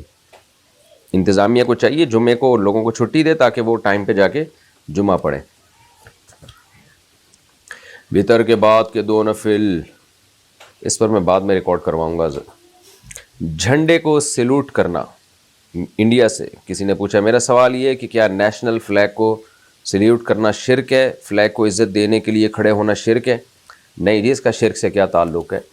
یہ تعظیم ہے اپنے ملک کی، اپنے جھنڈے کی، تو تعظیم کسی بھی طرح سے کی جا سکتی ہے، سجدہ کرنا جائز نہیں ہے، کسی کے احترام میں کھڑا ہونا جائز ہے، چاہے وہ فلیگ ہو یا کوئی شخص ہو۔ حلالہ کرنا کیا عورت کے ساتھ ناانصافی ہے؟ فاضل خان انڈیا سے پوچھتے ہیں، میرے غیر مسلم دوست پوچھ رہے تھے کہ اسلام میں طلاق کے بعد بیوی اگر پہلے شوہر کے پاس جانا چاہے تو اسے حلالہ کرنا پڑتا ہے، عورت کے ساتھ یہ ناانصافی کیوں ہے؟ دوسرے آدمی سے نکاح کیوں ضروری ہے؟ دیکھیں، اسلام میں عورت کے ساتھ ناانصافی جب ہوتی نا، جب عورت کو مجبور کیا جاتا کہ آپ نے پہلے شوہر کے پاس جانا ہے۔ اسلام کہتا ہے جس مرد نے 3 طلاقیں دے دی ہیں، جس کو اپنی زبان پہ کنٹرول نہیں ہے، تو آپ اس کے پاس جا نہیں سکتی ہو، اب آپ کہیں اور شادی کرو آپ، کیونکہ اسلام مسٹیک بار بار غلطی کرنے کا موقع نہیں دیتا۔ عورت کی طبیعت میں لچک ہوتی ہے نا، وہ مرد اس کو طلاقیں دے کے بہلا پھسلا کے دوبارہ شادی کر لے گا، کیونکہ اسلام میں ڈیورس کا حق یعنی نکاح ختم کرنے کا حق مرد کے پاس ہے، عورت کے پاس نہیں ہے، دونوں طرف سے نہیں ہوتا نکاح ختم، مرد نکاح ختم کرنا چاہے تو کر سکتا ہے۔ تو اس لحاظ سے اسلام نے مردوں کے اختیارات بڑھا دیے نا کہ ڈیورس کا رائٹ مرد کے پاس ہے، عورت کے پاس نہیں ہے، لیکن اس لحاظ سے پھر مرد کو کمزور کر دیا کہ یہ ڈیورس کا لفظ وہ 3 دفعہ استعمال کر سکتا ہے، تاکہ ایسا نہ ہو کہ مرد ڈیورس کے لفظ سے کھیلتے رہیں بیٹھ کے۔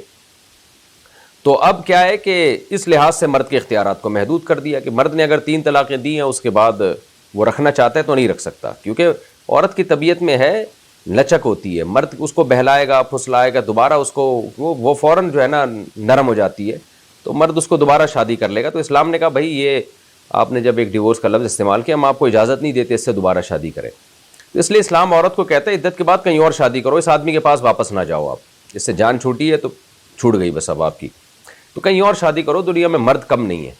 تو آج جو عورت کے لیے رشتوں میں مشکلات ہیں، وہ مشکلات اس لیے ہیں کہ 2-2 3-3 شادیوں کا رواج نہیں ہے۔ اگر یہ رواج ہوتا جیسے کہ اسلام کا حکم ہے تو عورت کے لیے بے شمار رشتے ہوتے۔ اب ہم نے ایک شادی والا نظام ہندوؤں سے لے لیا اور 3 طلاقوں والا نظام اسلام سے لے لیا، تو وہ ایڈجسٹ ہونا اس کا مشکل ہے، ظاہر ہے۔ تو اس لیے جب مرد طلاق دے گا تو عورت کو اسلام مجبور نہیں کرتا اس مرد کے پاس آئیں آپ، اسلام عورت کو کہتا ہے اب آپ کہیں اور شادی کریں، یہاں نہیں کریں گے۔ تو یہ عمل اگر ظلم ہے تو بتائیں اس میں کیا ظلم ہے؟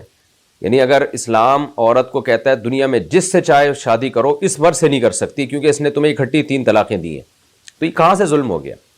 وہ تو ایک آپشن ہے عورت کو دیا ہے کہ اگر تمہیں کہیں اور شادی تم نے کی اور ناکام ہو گئی شادی، تو میاں بیوی کا ریلیشن بھی ہوا اور نہیں بنی وہاں پہ اور اس نے تمہیں چھوڑ دیا، تو پھر تم اس سے بھی کر سکتی ہو، جہاں چاہو کر سکتی ہو۔ تو اس میں ظلم کا عنصر کہاں ہے؟ ظلم تو اگر ظلم اس کو قرار دینا ہے تو مرد کے ساتھ ظلم ہے نا یہ، کہ اس کی زبان سے 3 لفظ نکلے اور اس کی بیوی کو اب ایسا اس کے ہاتھوں سے اسلام نے نکالا ہے کہ اسلام کہتا ہے اب تم نے یہ زبان سے یہ منہ سے یہ پھوٹا کیوں لفظ نکالا، کیوں تم نے یہ لفظ زبان سے، تمہیں اپنے آپ پہ کنٹرول کیوں نہیں ہے، لہذا اب تم نہیں کر سکتے اس سے شاید، تو نقصان تو مرد کا ہوگا نا، اس میں مرد پاگل ہو جائے گا۔ اور دوسری بات یہ کہ لا جب بھی بنایا جاتا ہے نا، قانون اکثریت کو دیکھ کے بنایا جاتا ہے۔ جب چند مرد اس طرح 3 طلاقیں دیں گے اور دنیا کو پتہ چلے گا اب یہ ایڑیاں رگڑ رہے ہیں مگر ان کی بیوی واپس نہیں آ سکتی اب، تو ان کو دیکھ کے وہ نشان عبرت بنیں گے دوسرے مردوں کے لیے، اور دوسرے مرد پھر زبان سے یہ لفظ نکالیں گے نہیں کہ ہم نے چھوڑنا ہے، یہ لفظ زبان سے نہیں نکالیں گے، ان کو پتہ ہے یہ لفظ بہت بھاری ہے اسلام میں۔ تو چند لوگ ان کو نقصان ہوگا، میجورٹی اس طلاق کے لفظ سے بچ جائے گی، کیونکہ طلاق کا لفظ اسلام میں بہت بھاری ہے۔ اور رزلٹ بھی آپ دیکھ لیں کہ اسلام میں کتنی آسانی سے نکاح ختم ہو جاتا ہے، 3 دفعہ طلاق کا لفظ بول دو، اس کے باوجود مسلمانوں میں طلاق کا ریشو سب سے کم ہے، غیر مسلموں میں بہت زیادہ ہے۔ تو یہ اسلام کی ایک حکمت ہے کہ اتنا گاڑا لفظ، اتنا بھاری لفظ اسلام نے طلاق کو بنا دیا کہ اس میں ریورس گیئر رکھا ہی نہیں ہے۔ اس کا فائدہ یہ ہوتا ہے کہ ایک آدمی اگر دیتا ہے نا تو نشان عبرت بنتا ہے وہ لاکھوں کے لیے۔ تو وہ کہتے ہیں بھائی ہم نے نہیں یہ لفظ زبان سے نکالنا۔ تبھی ہم دیکھتے ہیں اپنے باپ دادا اور اپنے خاندانوں میں کہ کس قدر ایکسٹریم لیول پہ میاں بیوی کے جھگڑے چلے جاتے ہیں، مگر مرد طلاق کا لفظ زبان سے نہیں نکالتا، اس کو پتہ ہے کہ بھائی یہ تو لفظ نکلا تو پھر اسلام تو آپشن ہی میرے لیے ختم کر دے گا، تو اس کا فائدہ عورت ہی کو ہوتا ہے، ان کا گھر بس جاتا ہے اس سے۔ تو ہمیں وہ چند طلاق دینے والے مرد نظر آ رہے ہوتے ہیں روتے پیٹتے ہوئے، یا چند عورتیں نظر آ رہی ہوتی ہیں جو اپنے شوہر کے پاس واپس جانا چاہتی ہیں، وہ میجورٹی جو اس لفظ سے اپنی زبان کو روک لیتے ہیں اور ان کے گھر بس جاتے ہیں اور بار بار یہ طلاق کے لفظ کو وہ کھیل نہیں بناتے، ان میجورٹی کو ہم نہیں دیکھ رہے ہوتے۔ تو خلاصہ یہی نکلا کہ یہ عورت پہ ظلم نہیں ہے، یہ تو مرد کو اس کے طلاق کی سزا دی جا رہی ہے۔ باقی یہ کہ عورت کو اسلام مجبور نہیں کرتا، اسلام کہتا ہے کہ آپ جائیں کہیں اور شادی کریں، ادھر شادی نہ کریں۔ وہ تو خود اب اس کا مسئلہ ہے کہ وہ کہیں اور شادی اس کی کامیاب ہوتی ہے تو رہے، نہیں کامیاب ہوتی تو اسلام کہتا ہے جہاں چاہو شادی کرو بھائی، پھر دوبارہ پہلے کے پاس بھی آ سکتی ہو، کیونکہ اب آپ کو بھی تجربہ ہو گیا ایک نئے مرد کا۔ اب اگر پہلے کے پاس آئے گی تو پہلے والے کو بھی احساس ہوگا نا، کیونکہ اس کو بھی پتہ ہے کہ بھئی یہ کیا نام ہے، میرے طلاق دینے سے کیا نقصان ہوا تھا، تو اب امید ہے کہ ان کا رشتہ پائیدار ہو سکتا ہے۔ تو اس میں عورت کے کو آپشن کو بڑھایا گیا ہے، اس کو محدود نہیں کیا گیا۔ نقصان آدمی کا ہوا ہے کہ اس کی بیوی اب اس سے شادی نہیں کر سکتی، کہیں اور جائے گی وہ۔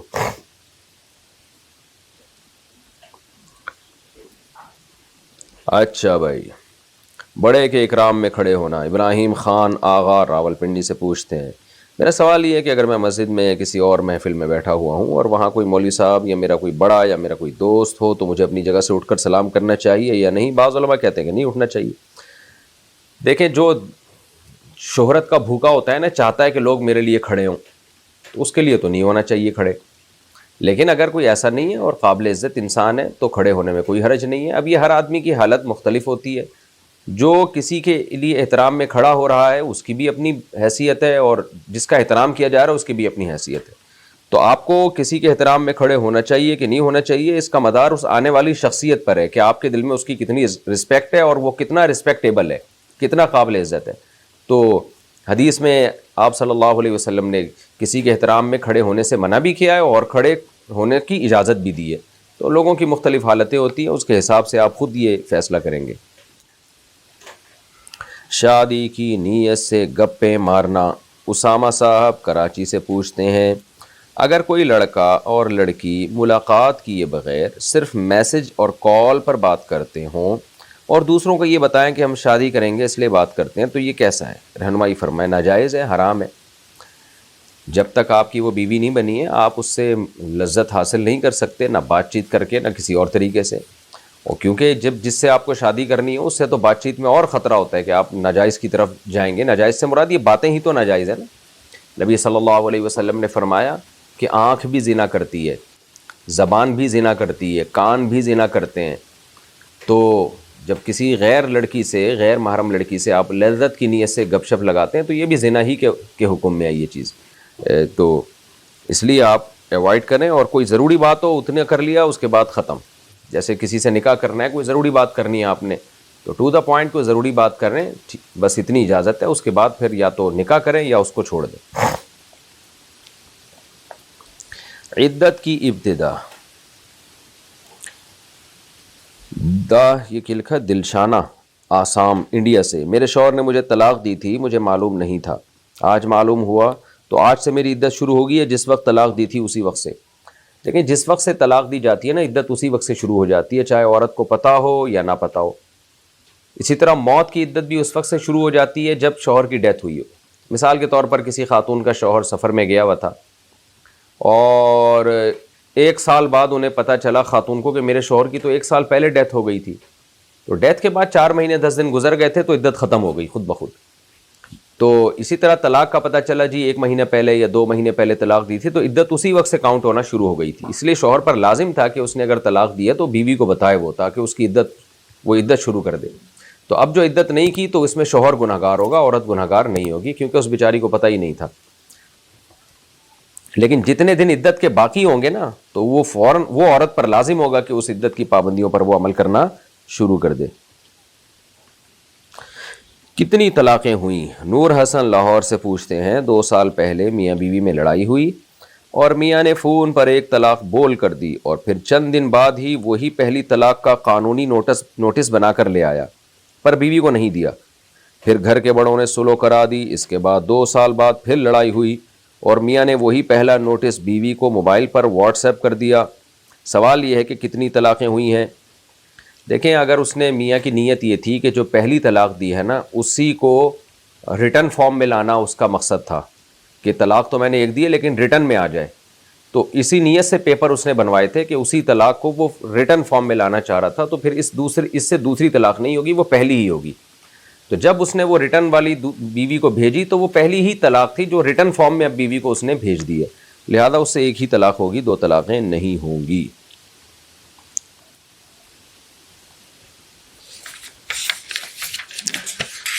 اچھا بھائی، حرام قرضے سے حلال کاروبار کرنا، کیا کسی ایسے شخص سے بغیر سود کے قرض لے کر حلال کاروبار شروع کر سکتے ہیں جس کی کمائی حرام ہو؟ یعنی حرام کمائی والے سے بغیر سود کے قرض لے کر اپنا حلال کاروبار شروع کر سکتے ہیں؟ دیکھیں، اگر کسی کی کمائی حرام ہے اور زیادہ تر وہ حرام ہی کما رہا ہے تو آپ اس سے قرضہ نہیں لے سکتے اور اس سے کاروبار بھی اسٹارٹ نہیں کر سکتے۔ لیکن اگر اس کی آمدن میں حلال حرام دونوں مکس ہیں اور آپ کو نہیں پتا کہ حلال زیادہ ہے کہ حرام زیادہ ہے، یا آپ کو یہ پتہ ہے کہ حلال زیادہ ہے، تو پھر ایسے شخص سے پیسہ لیا جا سکتا ہے اور کاروبار کیا جا سکتا ہے۔ ہم یہی فرض کریں گے کہ ہمیں حلال سے دے رہا ہے، جب تک وہ زبان سے یہ نہ کہے کہ یہ حرام رقم الگ رکھی ہوئی تھی جو میں آپ کو لا کے دے رہا ہوں۔ تو اس لیے اس میں احتیاط کریں آپ، اگر 100% اس کا حرام کام ہے تو پھر اس سے قرضہ نہ لیں آپ۔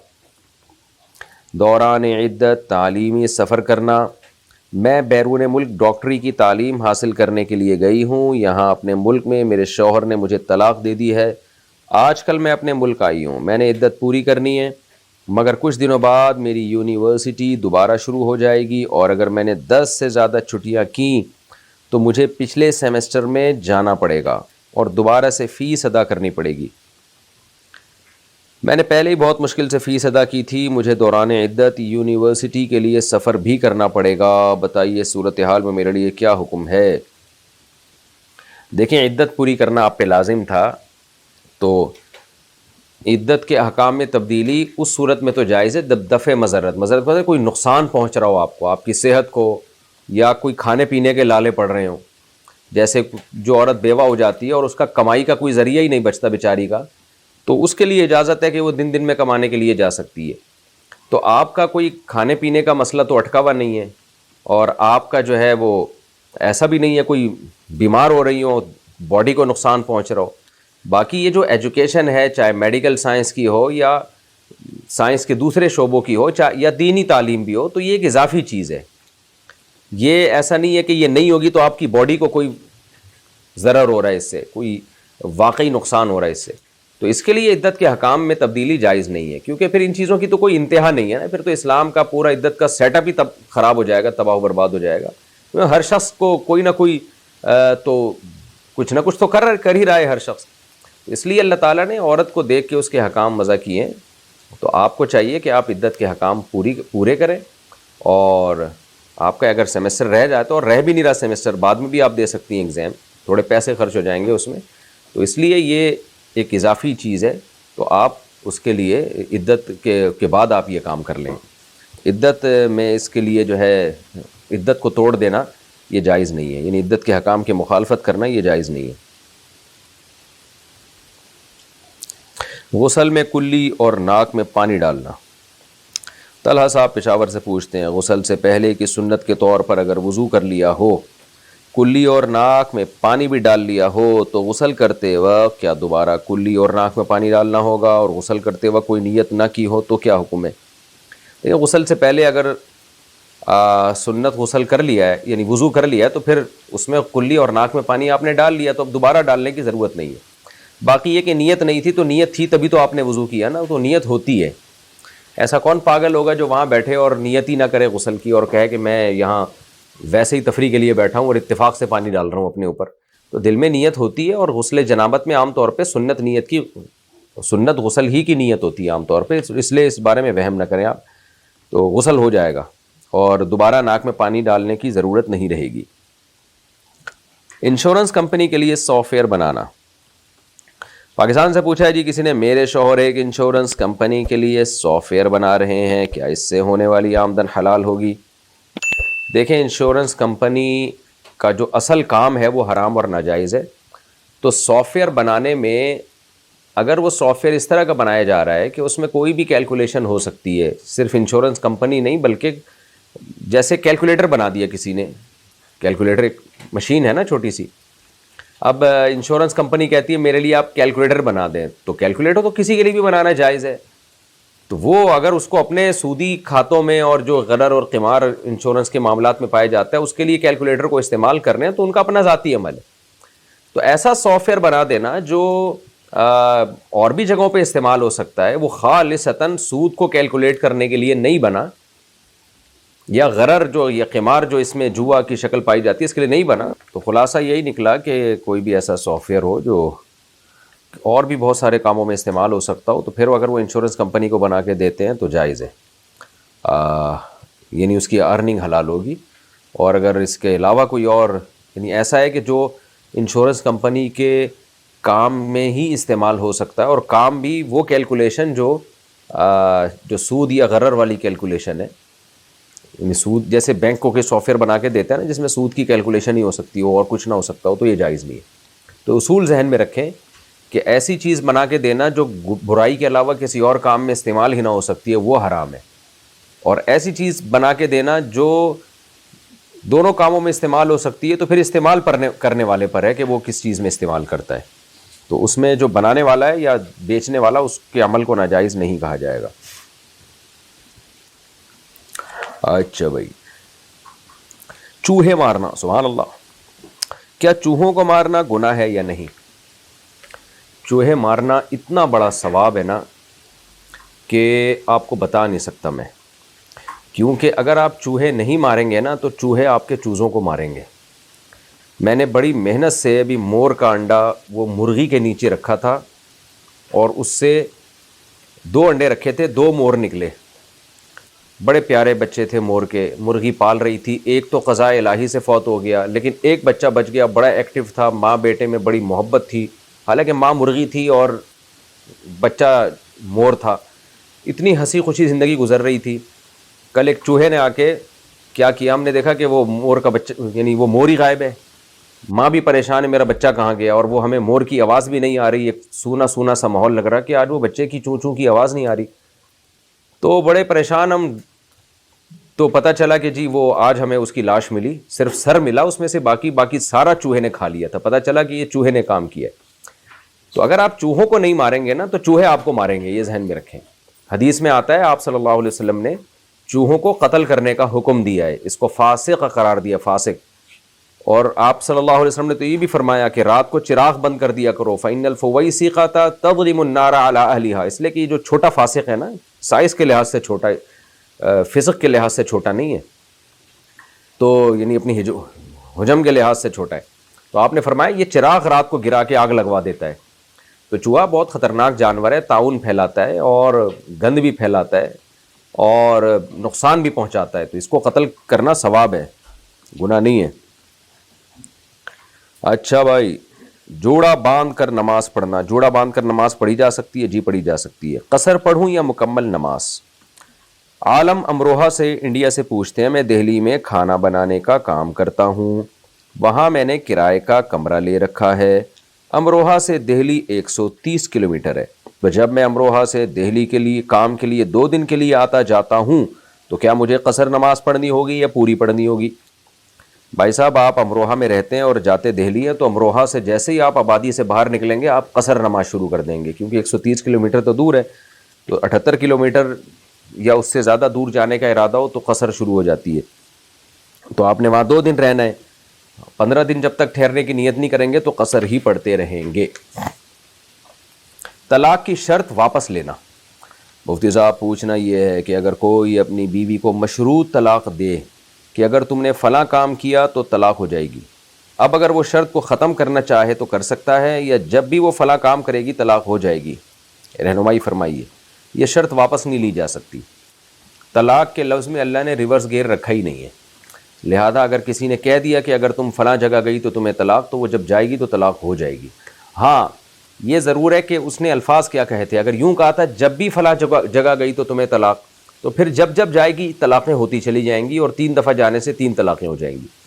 لیکن اگر اس نے صرف اتنا کہا کہ جب فلاں جگہ گئی، جب جب کا لفظ استعمال نہیں کیا کہ جب بھی گئی، بلکہ یوں کہا جب گئی یا اگر تم وہاں گئی، تو پھر 1 دفعہ جانے سے 1 طلاق ہوگی، دوبارہ جانے سے پھر دوسری نہیں ہوگی۔ لیکن اب یہ الفاظ واپس نہیں لیے جا سکتے۔ اب یہی حل ہے کہ بیوی کو چاہیے وہاں نہ جائے، اور ایسا مرد بڑا بے وقوف اور احمق ہوتا ہے جو اس طرح کی شرطیں لگائے۔ گھر چھوڑ کر چلے جانا۔ انڈیا سے کسی نے پوچھا، اگر کوئی اپنے گھر والوں سے پریشان ہو کر گھر سے چلا جائے، یا کسی بات میں بحث ہو گئی، پھر ایسی نوبت آئی کہ وہ گھر سے جانا چاہتا ہے، تو کیسا ہے شریعت میں؟ بھائی مجھے نہیں پتا کہ کیا بات ہوئی ہے، گھر میں اس کے ساتھ کیا مسائل ہیں، گھر سے نکلنا کیوں چاہ رہا ہے، ایسے مبہم بات پہ تو جواب نہیں دیا جا سکتا نا۔ نارملی گھر چھوڑنا کوئی اچھے لوگوں کا کام نہیں ہے، گھر چھوڑ کے جائیں گے کہاں آپ؟ اور گھر والوں کے احسانات کتنے ہوتے ہیں، چھوٹی چھوٹی باتوں پہ دھمکیاں دینا۔ جب بھی ایک گھر میں انسان رہتا ہے تو کمپرومائز کا راستہ اختیار کرنا پڑتا ہے۔ کچھ لو دو کی پالیسی، سارے حقوق آپ کو نہیں ملیں گے، کچھ آپ کو اپنے حقوق چھوڑنے بھی پڑتے ہیں گھر بسانے کے لیے، بچانے کے لیے، اور ماں باپ کے تو ویسے ہی احسانات ہوتے ہیں۔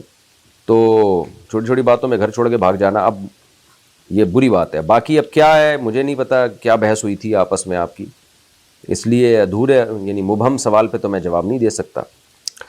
ادھورا نام پکارنا۔ سلطان صاحب یو پی انڈیا سے کہتے ہیں کہ جی آدھا نام لے کر پکارنا کیا جائز ہے؟ ہمارے ایک بھائی کا نام عبد الرحمن ہے، تو بعض لوگ رحمان کہہ کر پکارتے ہیں، تو بعض لوگ منع کرتے ہیں کہ اس طرح پکارنا جائز نہیں۔ دیکھیں جو رحمان کہتے ہیں نا، تو وہ بھی شارٹ فارم میں مراد ان کی عبد الرحمن ہی ہوتی ہے۔ بہتر تو یہی ہے کہ عبد الرحمن کہا جائے، کیونکہ رحمان تو اللہ کے صفاتی نام میں سے ہے اور صرف اللہ کے ساتھ خاص ہے، تو غیر اللہ کو رحمان نہیں کہہ سکتے آپ۔ لیکن جب ہم عبد الرحمن کو رحمان کہتے ہیں تو اس سے مراد عبد الرحمن ہی ہوتا ہے، ان شارٹ ہم اس کو رحمان کہہ دیتے ہیں۔ تو جو شارٹ فارم میں جب جو لفظ استعمال ہوتے ہیں نا، ان پہ وہ احکام جاری نہیں ہوتے شریعت کے کہ جی وہ آپ اس پہ شرک کے فتوے لگانا شروع کر دیں یا گناہ کے فتوے۔ ان شارٹ تو لوگ بہت ساری چیزوں کو شارٹ کر کے اپنی آسانی کے لیے شارٹ فارم میں لا رہے ہوتے ہیں، تو اس لیے عبد الرحمن ہی کو رحمان کہا جاتا ہے، مراد عبد الرحمن ہی ہوتی ہے۔ لیکن بہتر یہی ہے کہ عبد الرحمن اتنا پیارا نام ہے، اس کو پورا لیا جائے تو زیادہ اچھا ہے۔ البیک کا چکن۔ جب ہم عمرہ کرنے جاتے ہیں تو وہاں البیک کا چکن بہت شوق سے کھایا جاتا ہے، بعض لوگ کھانے سے منع کرتے ہیں بلکہ ان کی فش کھانے سے بھی منع کرتے ہیں، تو بتائیے کہ اس میں کیا حکم ہے؟ ہم عمرہ کرنے جانے والے ہیں، اگر منع ہے تو ہم بھی اعتراض کریں گے؟ بھائی البیک تو وہ مقامی ہے، وہ وہیں کی ذبیحہ ہے، اور جہاں تک ہماری معلومات ہیں باقاعدہ ہاتھ سے ذبح کیے جاتے ہیں اللہ کا نام لے کے، تو البیک کھانے میں تو میرا خیال اشکال نہیں ہونا چاہیے۔ اشکال ہونا چاہیے جو دوسری کمپنی ہے جو باہر سے ان کی مرغیاں آ رہی ہیں اور مشینی ذبیحہ ہے، تو جو مشینی ذبیحہ ہوگا اس کا وہ حلال نہیں ہوگا۔ تو البیک کی جہاں تک مجھے نالج ہے، وہ نالج یہی ہے کہ وہ باقاعدہ سلاؤٹر ہاؤس میں ہاتھ سے اللہ کا نام لے کے جانور ذبح کیا جاتا ہے۔ اور فش تو ویسے ہی حلال ہے، وہ تو غیر مسلم کمپنی کی بھی ہو، اس میں تو حلال حرام کی بات ہی غلط ہے، وہ تو تمام ائمہ کے نزدیک جائز ہے، اور اس میں تو ذبح کی ضرورت ہی نہیں ہے نا، تو وہ تو کوئی بھی غیر مسلم بھی دے رہا ہو جائز ہے وہ۔ والد کی سودی کمائی۔ بنت ندیم کراچی سے پوچھتی ہیں، میرے ابو دین اسلام سے بہت دور ہیں، نماز اور وہ روزہ وغیرہ نہیں کرتے، نہ ہی رشتہ داروں اور نہ ہی اپنی زوجہ سے اچھے تعلقات ہیں، گالم گلوچ اور الٹے سیدھے الزامات لگاتے ہیں امی پر اور کچھ نہیں کرتے. ہمارا گھر سود کے پیسوں سے چلتا ہے. میں ایک مدرسہ کی طالبہ ہوں اور عالمہ بن رہی ہوں, لیکن میرا پڑھائی میں بالکل دل نہیں لگتا ان پریشانیوں کی وجہ سے. مجھے کیا کرنا چاہیے؟ اپنے گھر سے سود کو ختم کرنے کے لیے کوئی جاب کرنی چاہیے یا نہیں؟ کیونکہ میرے 2 چھوٹے بھائی ہیں اور ان کا مستقبل بھی اچھا نظر نہیں آ رہا, کیونکہ گھر کے مالی حالات بھی سود کی بے برکتی کی وجہ سے اچھے نہیں ہیں. ایک بڑی بہن ہے, اس کی شادی کی بھی عمر ہو گئی ہے, تو وہ کہتے ہیں کماؤ اور اپنے پیسوں پر شادی کرو. دیکھیں, والد کی آمدن اگر حرام ہے نا, تو اس سے بالغ بیٹا, جو وہ بیٹا جو کما سکتا ہے, بس اس بیٹے کے لیے کھانا حرام ہے اس سے, جب بالغ ہو جائے نا لڑکا. باقی بیٹیوں کے لیے بھی جائز ہے, کیونکہ ان کا تو اور کوئی ذریعہ آمدن نہیں ہے نا. بیوی کے لیے بھی اسی سے کھانا جائز ہے, اور نابالغ بیٹوں کے لیے بھی جائز ہے. تو بیٹی چاہے بالغ ہو یا نابالغ ہو, جو خود کما نہیں رہی ہے, وہ اپنے باپ کی حرام آمدن سے کھا سکتی ہے, کیونکہ مجبوری ہے, اس کا اور کوئی ذریعہ آمدن نہیں ہے, اور شریعت نے اس کو کمانے کا پابند بھی نہیں کیا. بیوی بھی مجبور ہوتی ہے, اور بیٹا جو نابالغ ہے وہ بھی مجبور ہے. ہاں, بالغ بیٹا نہیں کھائے گا اس میں سے. باقی یہ کہ آپ کمائیں یا نہیں کمائیں, یہ تو یہ اب آپ خود فیصلہ کریں. آپ دین کا علم حاصل کر رہی ہے, تو اگر آپ اس نیت سے جاب کر لیں کہ میں تاکہ اس سود سے بچ جاؤں, تو اس میں میرا خیال ہے کوئی حرج نہیں ہے. لیکن جاب کے اپنے فسادات ہیں. لڑکیاں جب گھروں سے باہر جاب کے لیے نکلتی ہیں, تو اس کے فسادات اور ٹائپ کے وہ کون سا کوئی برکت والا کام ہے, اس کی الگ بے برکتی ہے. ہاں, یہ ضرور ہے کہ اگر والد صاحب کہہ رہے ہیں کہ میں بیٹیوں کی شادی اپنے خرچے پہ نہیں کروں گا, جاؤ کماؤ اور شادی کرو, تو پھر کما سکتی ہیں آپ, کیونکہ نکاح کرنا تو ضروری ہے, اس کے بغیر آپ کی زندگی نہیں گزرے گی, اور بہت زیادہ سائیڈ ایفیکٹ ہیں اس کے. تو ایسی مجبوری میں پھر آپ کو چاہیے کہ آپ کوئی جاب, کوئی بھی کمانے کا ذریعہ اختیار کریں. اور لڑکیوں کو جو اگر ضرورت ہو نا کمانے کی, تو اس زمانے میں کسی کمپنی میں جاب سے بہتر ہے فری لانسنگ کے ذریعے. آج کل انٹرنیٹ کی دنیا نے ایک گلوبل ولیج بنا دی ہے پوری دنیا کو. تو جہاں لڑکیوں کو کمانے کی ضرورت ہوگی, تو بجائے گھر کی 4 دیواری سے باہر نکل کے کوئی بھی ایسا فری لانسنگ کے ذریعے سہولتیں دیں کمپنیوں کو. کمپوزنگ کا کام ہے, اور بہت سارے BCO کام ہے, وہ تو جو جس کی فیلڈ ہو وہ جانتا ہے. تو اس کے ذریعے کوشش کریں ارننگ کی, کیونکہ گھر سے نکلنا اس زمانے میں بڑے فتنوں کا ذریعہ ہے. باہر کا ماحول بہت خراب ہے, اور اپنے اوپر انسان اعتماد نہ کرے. بعض کا خیال ہوتا ہے بھائی ہم برے نہیں ہیں, تو ابھی آپ برے نہیں ہیں. ہو سکتا ہے جب گھر کی 4 دیواری سے آپ باہر نکلیں, آپ کے ریلیشن ہو, تو آپ بھی برے ہو جائیں. برے ہوتے کوئی دیر نہیں لگتی. تو اپنی ذات پر بہت زیادہ انسان کو ٹرسٹ یا اعتماد نہیں کرنا چاہیے. شوہر خرچہ نہیں اٹھاتا. میری شادی کو 6 سال ہو گئے ہیں. میرا 5 سال کا ایک بیٹا ہے. میرا شوہر ہمارا خرچہ نہیں اٹھاتے. کبھی دباؤ پڑتا ہے تو اپنے ماں باپ سے پیسے لے کر بچے کی فیس وغیرہ بھر دیتے ہیں. نشہ بھی کرتے ہیں, سارا دن سوتے رہتے ہیں. ماشاء اللہ. ہاں, میرے گھر والے طلاق کا مشورہ دے رہے ہیں, مگر میں اپنا گھر بچانا چاہتی ہوں. مشورہ دیجیے مجھے کیا کرنا چاہیے. دیکھیے, مشورہ تو میں نہیں دے سکتا, آپ اپنے حالات بہتر جانتی ہیں. صرف 2-4 باتوں کے آنے پہ مشورہ دینا تو بڑا مشکل ہوتا ہے. ایک اصول اور ضابطہ بتا دیتا ہوں کہ جب شوہر خرچہ ہی نہیں اٹھا رہا, جو بیسک ذمہ داری ہے شوہر کی, نشہ بھی کرتا ہے, سارا دن پڑا رہتا ہے, بیسک ذمہ داری بیوی کی پوری نہیں کر رہا, تو وہ کسی کام کا نہیں ہے. پھر وہ اس سے طلاق لینے میں کوئی حرج نہیں ہے. اور بہتر یہی ہوتا ہے کہ ایسے آدمی سے طلاق لے لی جائے. فری پھوکٹ میں وہ اس کو بیوی ملی ہوئی ہے, اس کی ذمہ داری کچھ بھی نہیں ہے, بلکہ آگے بچے کے بھی بگڑنے کا اندیشہ ہوتا ہے جب ابا نشہ کر رہے ہیں تو.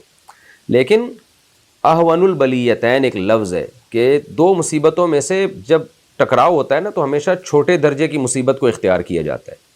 اب آپ اس سے ڈیورس لیں گی, یہ بھی ایک مصیبت ہے, لیکن ڈیورس لینے کے بعد آپ کے ساتھ کیا ہوگا کہ آپ کو کوئی اچھا رشتہ مل جائے گا, آپ کی کفالت کا انتظام معقول طریقے سے ہو جائے گا.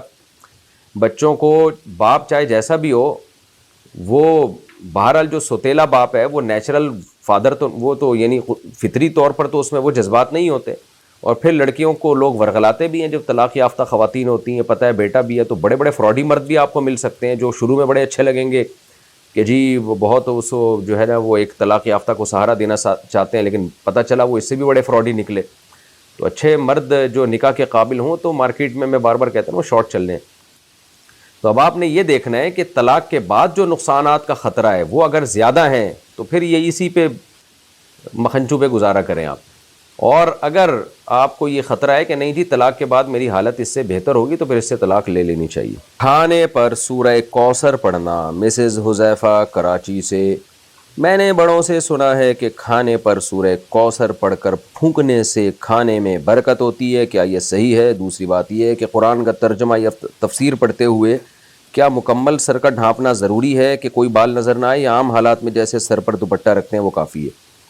دیکھیں جیسے سر پہ دوپٹہ رکھتے ہیں وہ بھی کافی ہے، لیکن پورا اسکارف لے لیں تو زیادہ اچھی بات ہے۔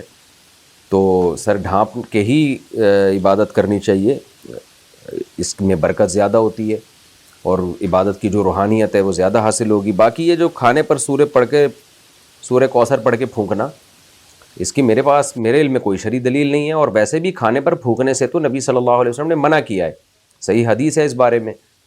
تو کیونکہ آپ کے کاربن ڈائی آکسائڈ ہوتی ہے، گندا سانس ہوتا ہے، آپ صلی اللہ علیہ وسلم نے تو یہاں تک فرمایا کہ جب گلاس سے یا کسی برتن سے پانی پیو تو سانس لینے کے لیے اس کو ہٹاؤ منہ سے۔ ہم 3 سانس میں پانی پیتے ہیں نا جو سنت ہے، تو سانس برتن سے باہر لیا جائے، تو اس لیے کھانے پر نہ پھونکا کریں، اس سے جرمز جو ہیں وہ جانے کا خطرہ ہوتا ہے، اور نبی صلی اللہ علیہ وسلم نے منع بھی کیا کھانے پر پھونکنے سے۔ غیر اخلاقی حرکتیں کسی کی دیکھیں تو کیا کریں؟ یہ بھی مسز حذیفہ صاحبہ نے کراچی سے پوچھا ہے۔ ہماری ایک محلے دار ہیں جو ہماری رشتہ دار ہیں، ان کے شوہر 8 سالوں سے جیل میں ہیں، ان کے 2 بچے بھی ہیں، کچھ عرصے سے ان کے گھر میں غیر مردوں کو آتے جاتے دیکھا جا رہا ہے، ایسی صورتحال میں ہمیں کیا کرنا چاہیے؟ کیا ان کے شوہر کو بتا دینا چاہیے؟ دیکھیں ہر وہ برائی جس کا حقوق العباد سے تعلق ہے تو اس میں دوسرے کو شر سے بچانا ضروری ہے۔ ایک کسی کا ذاتی مسئلہ ہو نا، پرسنل کوئی برا کام کر رہا ہو بند کمرے میں بیٹھ کے، یا ویسے آپ نے کسی کو برائی کرتے ہوئے، زنا کرتے ہوئے خدا نخواستہ دیکھ لیا، یا ویسے کہیں کوئی اور الٹا کام کرتے ہوئے دیکھ لیا، تو شریعت میں حکم ہے اس پہ پردہ ڈالو، کسی کے گناہ کو ایکسپوز نہ کرو۔ لیکن کوئی ایسا گناہ جس کا دوسرے کے حقوق سے تعلق ہے، مثال کے طور پر آپ نے کسی کو چوری کرتے ہوئے دیکھ لیا، تو پھر آپ پر لازم ہے کہ آپ جس کی چوری ہے اس کو بتائیں تاکہ اس کا نقصان نہ ہو نا، اور آئندہ کے لیے ہوشیار ہو جائے۔ تو ایک آدمی جیل میں ہے، اس کی بیوی نے پیچھے، ایک تو ہوتا ہے نا کوئی کسی سے غلطی سے گناہ ہو جائے تو اس پہ بھی حکم ہے پردہ ڈالا جائے، لیکن ایک معمول بن گیا ایک عورت کا کہ اس کے گھر مرد آ جا رہے ہیں، اور اس سے ایک ظاہر ہے اس میں یعنی لوگوں کو خطرہ ہوتا ہے، یعنی لوگوں کو ایک بدگمانی ہوتی ہے۔ تو پہلی بات تو یہ کہ اس خاتون سے آپ کسی طرح سے پوچھ لیں کہ ہو سکتا ہے اس کے کوئی ریلیٹیو ہو، یعنی کوئی محرم رشتہ دار ہو، تو بدگمانی ہوگی بلا وجہ کی۔ لیکن اگر واقعی ایسا ہے تو پھر میرا خیال ہے اس کے شوہر کو بتا دینا چاہیے کہ آپ اپنے گھر کی فکر کریں، کیونکہ اس طرح سے پھر بہت معاملات آج کل خراب ہوتے جا رہے ہیں۔ اس میں ایسے بھی کیسز ہمارے سامنے آتے ہیں کہ جس طرح کی فاحشہ عورتیں ہوتی ہیں، وہ بچے پیدا ہو جاتے ہیں ان کے، اور وہ شوہر سمجھ رہا ہوتا ہے کہ میرے بچے ہیں۔ یہاں تو یہ کیس نہیں ہے کیونکہ شوہر 8 سال سے جیل میں، لیکن خاتون کو پہلے تنبیہ کر دیں، اور وہ نہیں آئیں تو پھر ان کے شوہر کو بتا دیا جائے تاکہ وہ جو بھی کرنا ہو وہ فیصلہ کر لیں۔